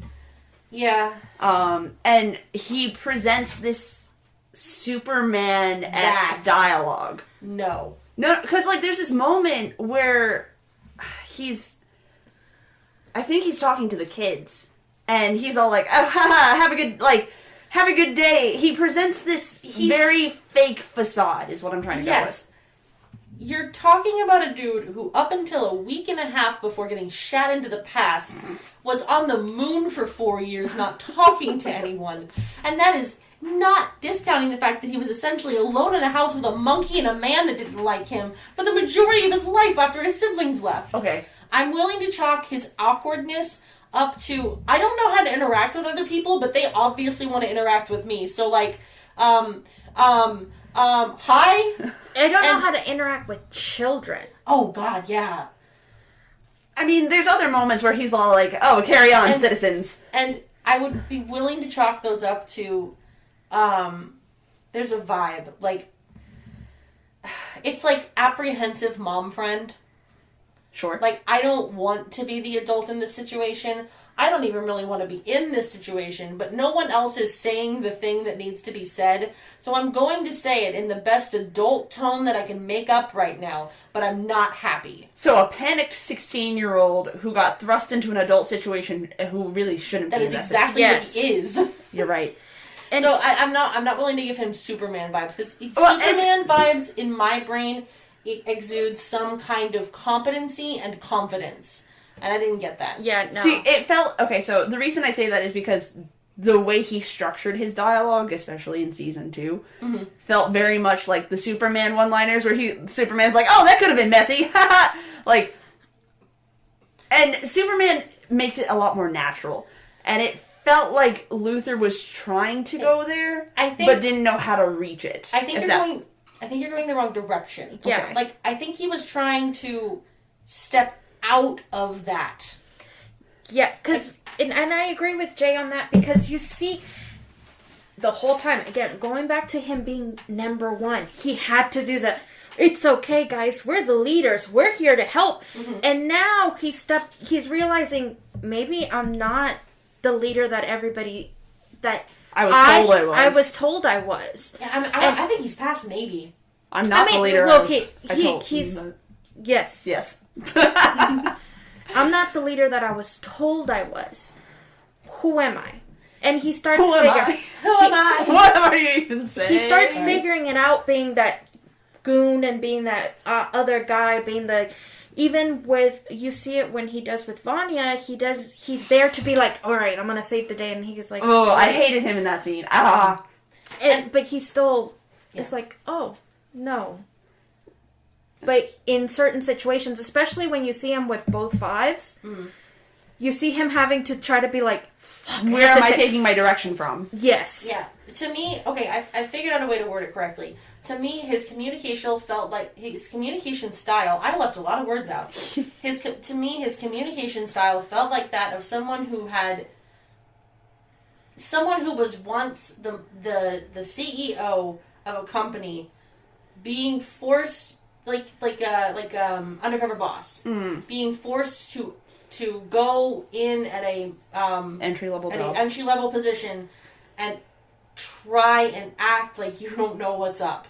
And I don't mean that he came in with like a hoity-toity. I mean, it's not that he's trying to talk like the CEO, like the one in charge and the one who's doing stuff. It's that he's trying to not. Don't be suspicious. Don't be suspicious. Exactly. Don't be suspicious. But he's never not been in that position, so it's sounding weird. He's trying to figure out how to communicate with everyone on an even playing field, and he's never done that before, so he has no idea what to do. With Allison, I'm just gonna mention it. I don't want to spend too much time on it because we did talk a lot about Allison, but we did last time, so I think it's valid. She's very well spoken. She proves that she is. She knows like 5 different languages, doesn't she? She's really smart, and she can be charismatic when she chooses to be, but she's very easily ignored. She doesn't know how to create authority within herself. What if she just said, I heard a rumor that I know these languages? That would have been, best use of power. Okay, go ahead. Anyway, but yeah, initially I wrote boring, and then crossed it out. She would get some rights back if that were true. That would be true. I wouldn't even be mad. Me too. That's how I would use my power. God, use your powers to like do something cool? No. Sorry. You look like you want to say something. What? No. Okay. But yeah, she's very well spoken, but she's very easily ignored. We see that when she starts engaging with the civil rights organizers. She says an idea, but... And this could just be the sexism of the era. That's what I was going to say. Even within her siblings, though, she says an idea and immediately gets shut down. Yeah, because she's the only one who won't use her fucking powers to do anything. She's basically lowered herself to Vanya. That's fair. But if we're going on the whole will not use her powers, in that aspect, she doesn't want to be in the limelight. So maybe it's intentional? Does she not? Yeah, no. In the 60s, she doesn't want to be in the limelight because she was already in the limelight. But didn't she... but then she puts herself into the limelight anyway. See, okay. I think she's forced into the limelight, and then she sticks there. And the reason I say that is her husband. Mm-hmm. Her husband is the foreground. Yeah, but what does she do the second he's not in the picture? She steps up. Herself into it. She could have very easily... There's I don't remember the character's name, but there's another character who very much acts like... I'm willing to take control. Ray's right-hand man. But I think the reason she doesn't let him take control at that moment is because he's going, no, we're going to stop what we're going to do. Okay, so here's my exact reason why I disagree. Okay. In the way that she words her thoughts on how she became popular in the original timeline, she is essentially upset that it was all fake. She doesn't say I didn't want that. She says I don't like that it was fake. So now she's getting the same brand of popularity with a little bit more civil rights thrown in for spice, and it's all her build. Right. That's why I disagree. I think she was upset that she didn't get it based on her powers. I think she wanted it all along. Through her organic ability. I think she wanted to prove that she could make that herself. And I think that's why also she wasn't using her powers. Yes, but she doesn't have... We're not going down there. We have gone down that rabbit hole. You are right. I'm just not happy about it. Okay. Ben, I think, is very interesting. Poor Ben. Ben has so many rights. I can't wait but, for season 3. Oh my god, yes. He's hyper-intellectual. He's extremely bitter and angry. But he's simultaneously he hides very it so well. Yes. We start to see a little more of his anger and vindictiveness through his interactions with Klaus. Mm-hmm. And, I cannot wait to get more Ben content. This is a little off topic. I am so glad that they took a more fun spin on this season. The severity was broken up with a lot more jokes. Yes. There's a scene where Klaus is trying to get his hands on a truck, and he's like, Ben, do the thing! And he summons Ben into the physical world, and he just goes, no. And pieces out. And that, the dude. The sass. Ben is really, really funny, and we get to see that, because, like, most of season 1 is him getting these snarky one-liners, and you don't really expect anything else from him, because we only see him from Klaus's perspective, because he can't summon Ben into reality. But with season 2, we very much get to see Ben's perspective of Klaus, rather than Klaus's perspective of Ben. And you really see his anger and frustration with his brother, and he voices that. But he never gets loud about it. And I'm very excited to see a loud, angry Ben with his emo haircut. Yeah, because for those of you who haven't seen it, the end of season 2 was basically, they accidentally got into an alternate timeline where Ben is number 1 and he's alive. With a 2008 fringe. Just a fun thing, not really to do... I have thoughts on Ben, but more fun thing about the filming. When he was in the shots with the actors, they had to refilm a lot of the shots with him because they're not supposed to look at him. Oh, were they like... And they're like, oh! They're like, Ben! Hello! So, that's hilarious. A pain in the ass. Oh yeah, because they couldn't talk to him. Yeah, that's hard. As humans, like, if you ever notice when you walk into a room, a bunch of people will look up at you and then look down, it's because inherently you hear a noise, want to find the source of it, and then go back to your life to make sure it's not a threat. That's just an inherent thing. To have to resist that when someone's sitting next to you talking to you has to have been hard, especially in a multi-take scenario. Oof. Yeah, and as far as a character goes, Ben, I thought, was amazing. Yes. He had passion. Like, he literally he thinks he's in love. He finds love. He finds passion. You get to explore his side. But my favorite scene with Ben, like, ultimate favorite, is when you get to see him be the hero. Yeah. I loved his scene with Vanya. Like, Vanya sees Ben, and that moment is just... It's so sweet and heartbreaking and tender. It's a tear jerker. He's the first sibling to be like, listen, this isn't your fault. This was done to you. And I don't care what our siblings have said to you. You're not at fault. He's the first sibling to be openly accepting. Mm-hmm. Yeah. Openly accepting of Vanya. He's openly accepting of everything. And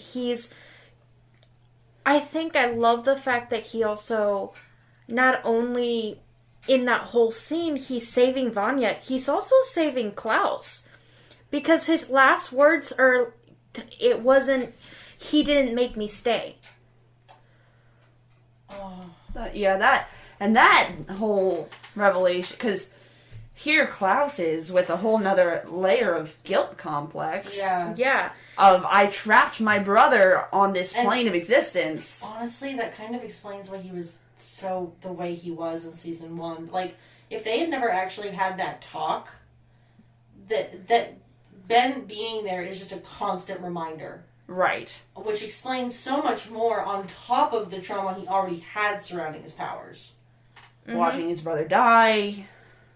And then... No, like being locked in the fucking crypt. Right. Yeah.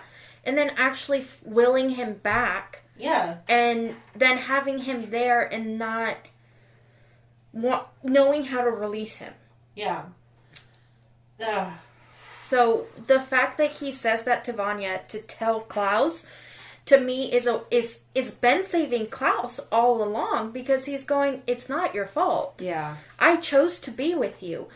Through the bad, through the good, I couldn't that's why also you always see him going, I can't watch you do this to yourself. Right. Yeah, because he's literally signing up to be there.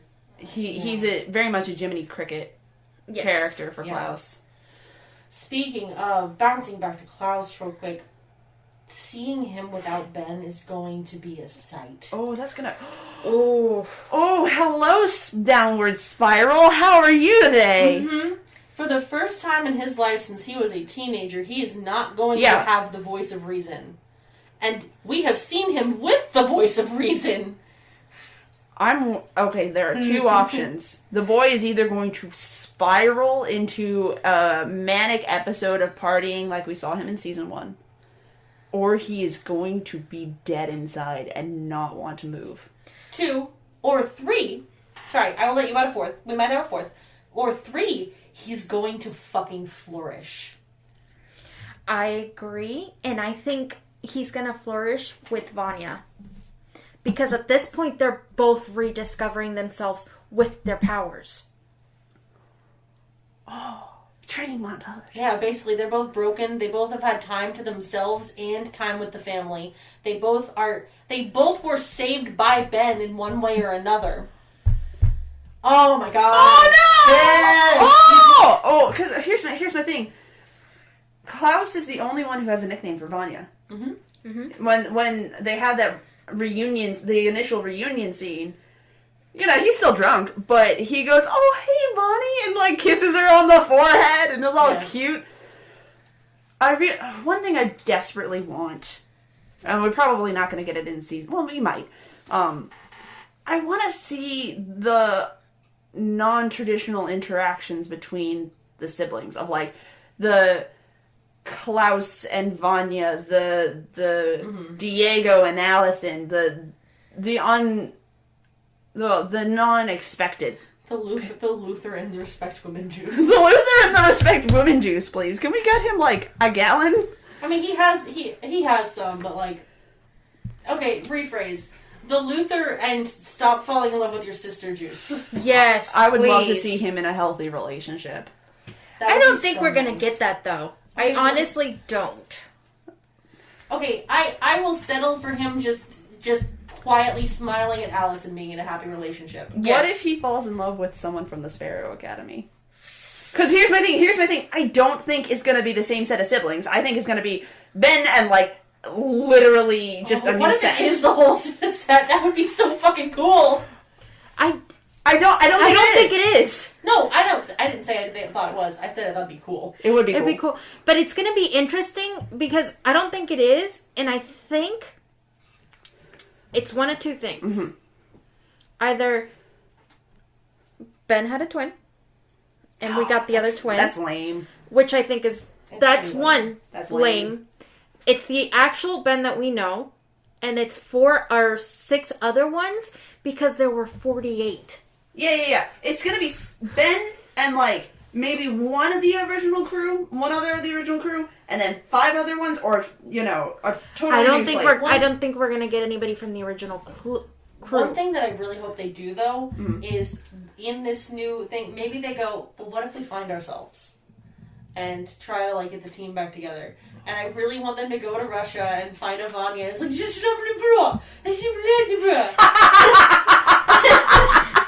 that your best Russian accent? No, that was Russian. I don't know, I could say "Привет, comrade" and "Zanacho," which is from Italia, and we're not going into that. We can get into a Diego going. Into existence. Yeah, well. We have a Diego going. Vete de aquí. Yeah, no te conozco. They go to Mexico or Spain or something, and they find Diego. No, he looks straight up Mexican. Okay, let's be honest. He either looks Mexican or Colombian. Okay, they go to Mexico and they find Diego, and he's Peruvian, like, maybe he works in like a circus where he's like a knife thrower, and they're trying to like, hey man, come with us, and he's like, ¿Qué pasó? And Vanya has to, not Vanya, Allison has to be the translator because one of Diego doesn't know Spanish. And you cannot look me in the face and flat out tell me that boy will have any lower level of sass just because he was brought up different. No, that boy is entirely sass. Klaus with his actual accent. What is German? Oh no, yeah, German. I thought that was Luther. No, because the actor is from England. Okay, but I will take English Klaus. Oh, what if he's Cockney? Oh my god, that was so great! I've seen that actor do a Cockney accent. It's fucking hysterical. Okay, I will take it. Like, because it's still technically English, but it is so... I used to be able to do one. But yeah, no, I think it's gonna be an entirely new set of siblings, sans Ben. I think Ben is going to be a completely different person, personality-wise. He's going to be... Oh, yes. A raging dick. if I do not say so myself. I think Ben's number one. Oh, yeah. The way he steps forward at the end, he's like, who the fuck are you? Oh, yeah. He's number one for sure. My curiosity is if there's another one of the siblings treated like Vanya. Probably. Now, I have one soft question. What if... Do we know for a fact that this is a new timeline and not an alternate? I was going to say it's an alternate. Because that means that their current timeline is still running. And there might not be an apocalypse threat yet. I don't know. There might not be a commission on their tail right now. If 5 has somehow figured out how to... Reality jump? Yeah, or they get there by using a briefcase, don't they? Yes. Maybe the briefcase is to a different commission headquarters. That would be interesting. Maybe every reality has a commission headquarters. Okay, that's all. Hi, I'm Crackpot Theory, bitch. No, that's fun. There's one point that I just wanted to kind of nitpick of how they wrote Ray when he finds out about Allison's power, because he literally signed up to marry Allison. Mm-hmm. Knowing that she had secrets, she had a past, and then gets upset. Well, she can't. She walks in with her throat slit. I mean, but I guess my point is she could have told him a myriad of things and lied. Or he just never asked. And which is he didn't meet her. It's never touched on. He didn't meet her with her, like, her... She has a scar. She does not. They never put it on her. Yeah. And at that time, you still did have thyroid surgery. Thyroid surgery looks like they fucking slashed her throat. Yeah, and that's with a surgical knife. That's why I'm saying she should... Anyway, we're not getting back on it. Yeah, so, I mean, at that point, he wouldn't know. Also, she probably should have just died of sepsis if she didn't have anyone to treat that wound. Well, no, she walked in to the hair salon the day of, and they would have taken her to the hospital. Yeah. But yeah, that's really it. I didn't like how they handled Ray and his finding out that Allison had powers. I mean, that's completely fair. I feel like it was it was the afterwards reaction. I feel like his initial shookedness didn't necessarily come from her powers. I think it came from the fact that she had white family. Yeah. That I'm fine with, because he married a black woman, mm-hmm. So why does she have this myriad of white boys parading around? Yeah, and it's not even like that. Like, all of a sudden you have brothers? What? All of a sudden you have brothers who, in his perspective, are fighting against his right to be a person. Fair. See, to me, I read his initial shock specifically from that and that alone. Yeah, but then he's all like, "Oh, you keep saying I heard a rumor. Like, why didn't you tell him?" Like, this girl obviously has a past.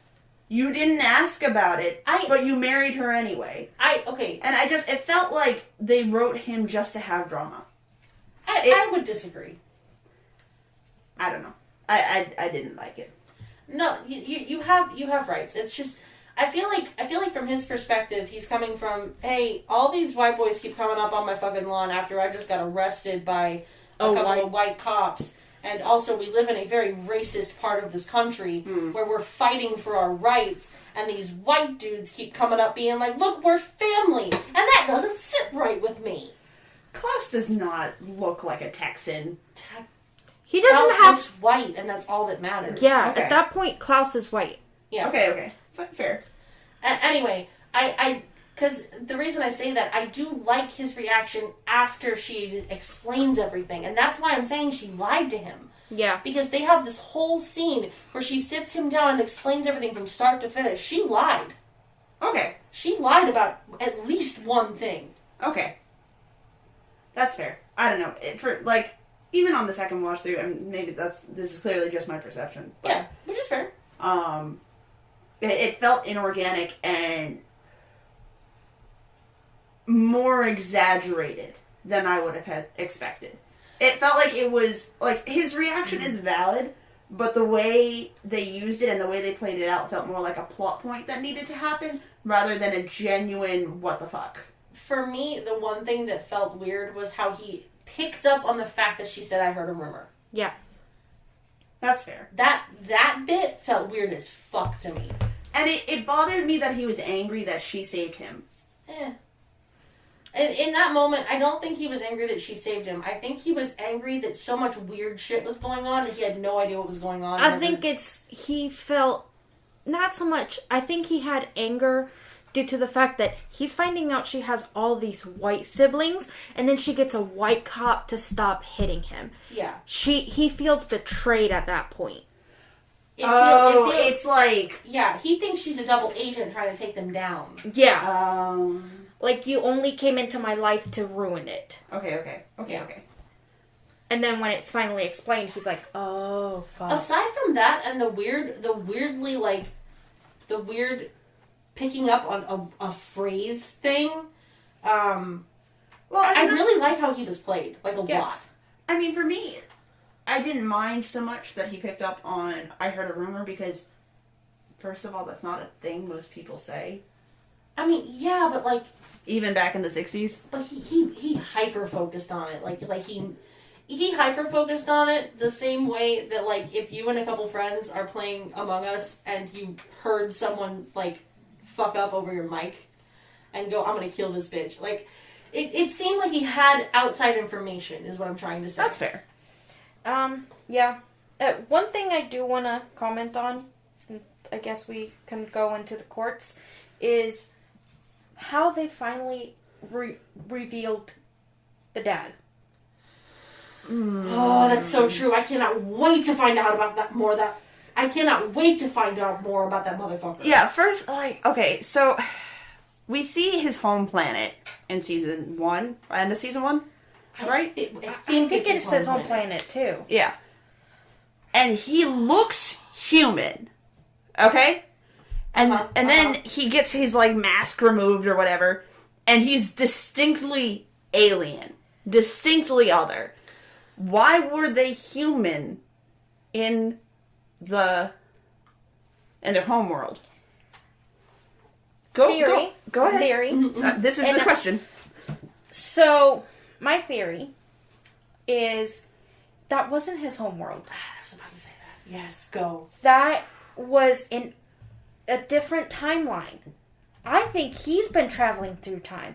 Because if you really look at all the clothing, how did he go from almost 1800s US to fucking 1960s? Okay. So I think that all along, he's the reason the apocalypse keeps happening. Okay, but no, please, why? Please. I'm here for the why. Why? Because his species runs the commission. Jesus Christ. Oh! Okay. Now, and that Because makes... there's 12 in the commission that 5 murdered. And it is known that some of the commission inhabit bodies that are weird as fuck. The fish. It's not. It is not that he is a human that is being portrayed as. He is just a fish with a human body. It is known that they are not. Why did the fish feel pain from his human body? That didn't make sense to me. Why would he? He doesn't have neurons attached to it. No, but when 5 is beating him up, he goes, ow, ah, ooh. Probably because he's been slammed against the jar of his tank. Oh, okay. It felt a little too corresponding with, like, the body gut. I mean, that's fair. Maybe he did. I don't know. It was just, anyway. That's, ooh. Okay, so my theory, based on what she has said, yes, each 12 of those represents a different timeline or planet of intelligent beings. Okay. No, because he kills them all. Yeah. 5 kills them all. 5 kills them all. Oh my... Which is why, when they return back to 2019, everything's fucked. Because they don't have a commission! They don't have a commission anymore! The handler's dead. The board's dead. Hazel's dead. Cha-Cha's maybe dead. Cha-Cha's probably dead, but Cha-Cha I'm not... and Hazel might not be dead. If they fucked the timeline that bad, they might not be dead. Anyway, so the board doesn't exist. The handler's gone. there's no one controlling the timeline anymore. Oh no, that's not that is either a really good thing or a really bad thing. I'm gonna go with a really bad thing. I mean, yeah. Also, total side note. The violin. I'm gonna harp on this violin because I thought about it. But it's a violin, you can't harp on it. His love from whatever planet he's on in season 1 says, give it to someone who will love it as much as I do. I have a theory. Why would he give it to Vanya if he's so concerned that... Because she's his favorite... Like, the only reason I could think of that Vanya is secretly his favorite. Yeah. His favorite weapon. I have a... Can I please say my theory? Okay. Okay, so, really weird that all of them have these cool powers, right? And that he's, like, in this weird know about it, right? Maybe his species... you're gonna go with the... Go ahead. Maybe his species just has powers inherently, and he has gifted this power, Animorph style, to humans. Maybe her power is identical to hers. And that is exactly why he knew that she wouldn't be able to control it at a young age. That is exactly why he gave her the fucking violin. That is exactly everything. And that's how he knew how to start training her. Because he... Vanya's his favorite! Vanya's his fucking favorite. Ooh. Okay. Sorry. I had that thought. No, that's fine. Alright, so do we have any other points to hit on? I think we covered everything pretty well. Yeah. Again, fandom same as last time. They're very tame right now. There were some cute edits of Ben hugs and like fan art and that kind of thing, but also I'm daddy now. Yes. I think honestly this fandom is not gonna kick off until season 3. Until season 3. Yeah. Because I'm not gonna lie, I don't think I'm the only one who wasn't super impressed by season 1. But the way that season 2 took off, I feel like if they can keep this fun with serious vibe, it might go somewhere, and we might finally be able to have something to fucking talk about with the series. Because, like, my whole thing is maybe I just haven't gone deep enough. I haven't found a lot of crackpot theories. I tried to go pretty deep. I tried. Like, seriously, the worst things I found were just really weird kinks with Allison and Luther. Yeah. I don't think I'm the only one who was underwhelmed by season 2 either. And that's fair. I feel like both seasons do a good job catering to different audiences. Right. I completely understand. And so I think what Umbrella Academy really needs to do with season 3 is blend. Yeah. They need to figure out how to get the discombobulated crackpot theory time jump energy. And if we're and blend it with the continuity and vibes of season 2. If we're right about this potential theory about how the commission has been destroyed, that's all we're gonna get is a fucked up vibe of everything. They are on a track to potentially blend this, and I cannot wait. I think with as well as they have been doing, besides like irritating makeup continuity errors and Diego's stutter continuity error, they've been doing a pretty good job for as complex as the series is. Yeah, they're putting an active foot forward, and I will also say, based on what the source material gave from what I read of it, they really did build a mountain out of a molehill. Like, what do you mean? Like, they took a series that was kind of straightforward, and I wasn't super impressed with how direct the comic book was. Like, it read very much like a comic book. Mm-hmm. You have the main characters, they need to stop the bad guy, and they're gonna go through some wibbly-wobbly time shit to do that. But the way that the series has gone has taken that concept, stretched it out, and reformed it into something really cool. They blended the comic books. It's like they took the comic book, they took the main plot points of each book, and the liberties they took made something cool and new. And yeah, that's... Oh, go ahead. And I agree with that. I think... I like the fact that they did include Gerard Way in including those liberties. Because I think he probably... also said, you know what, maybe it would have been better if I wrote it this way. And like that kind of bleeds. That I agree, because Amazon did that with Good Omens, and the stuff that they added in felt logical and coherent with the overall storyline. And I feel like letting him do that was probably a really good call, because there is a fundamental opposing element of a written medium. And granted, comic books do have an artistic element, but it is a fundamentally written medium. Yeah. To a visual medium on screen. Yeah. There's a difference between stills and moving functioning things, especially when you're going from a cartoon style to a live action. And so those kind of liberties are necessary in adapting. And a good adaptation of series do take liberties. Mm-hmm. It's necessary, but I think even if you haven't read the comics, you enjoy the series. No, yeah, definitely. Alright, so overall, the quote is in session. What are our vibes? Hell yeah, I'd watch it again. I'm not, like I said, I'm not as thrilled with season 2. If season 3 is banging, watch season 2. That's my vibe. That's fair. So, your vote is, we'll see how season 3 goes. One vote is pending, leaning towards, no if season 3 is bad. Yes. I'm going to say hell yes. This season was, for me, a bop from start to finish. I was hooked, and for me, I really wish they had shortened season 1 down into a couple of episodes and just ran with season 2. Like, it for me, this kind of vibe is what I look for in a show. Yeah, I'm with Jay. Season 2, season 1 and 2 for me are both yeses. I can't. I don't. That's fair. You can't have one without the other. No, and that's what I'm saying. Like, I would be content if we ended with season 2. The fight at the end of season 2 was good. It was really good. I really liked seeing how the siblings learned to work together for once in their goddamn lives. But the overall vibe was such a juxtaposition from season 1 that it took me a minute to adjust, and that adjustment period was jarring enough for me not to vibe with it. That's fair. Alright, so, final verdicts. I will say yes. Yes.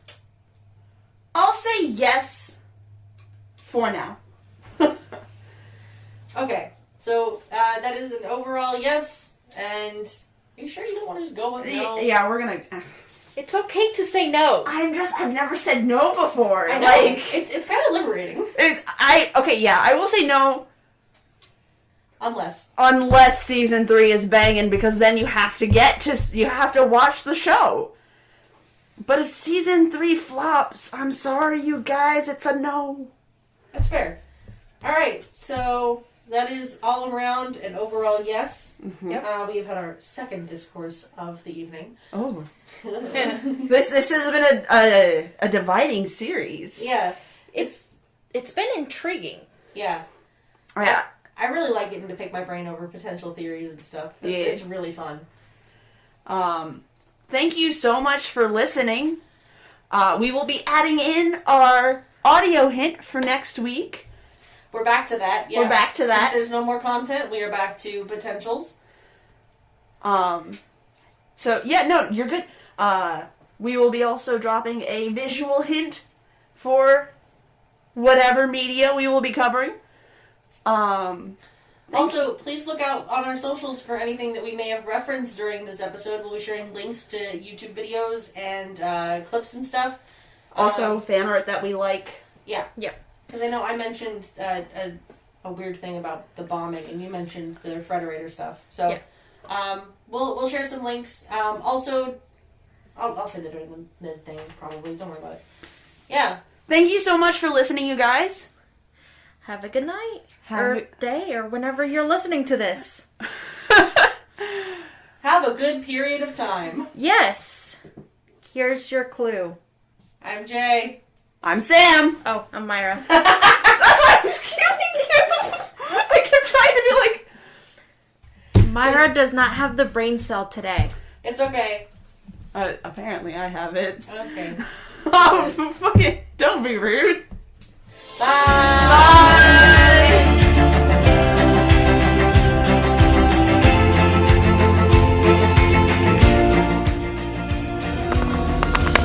you afraid? I'm terrified. My father told me you should always face what you're afraid of.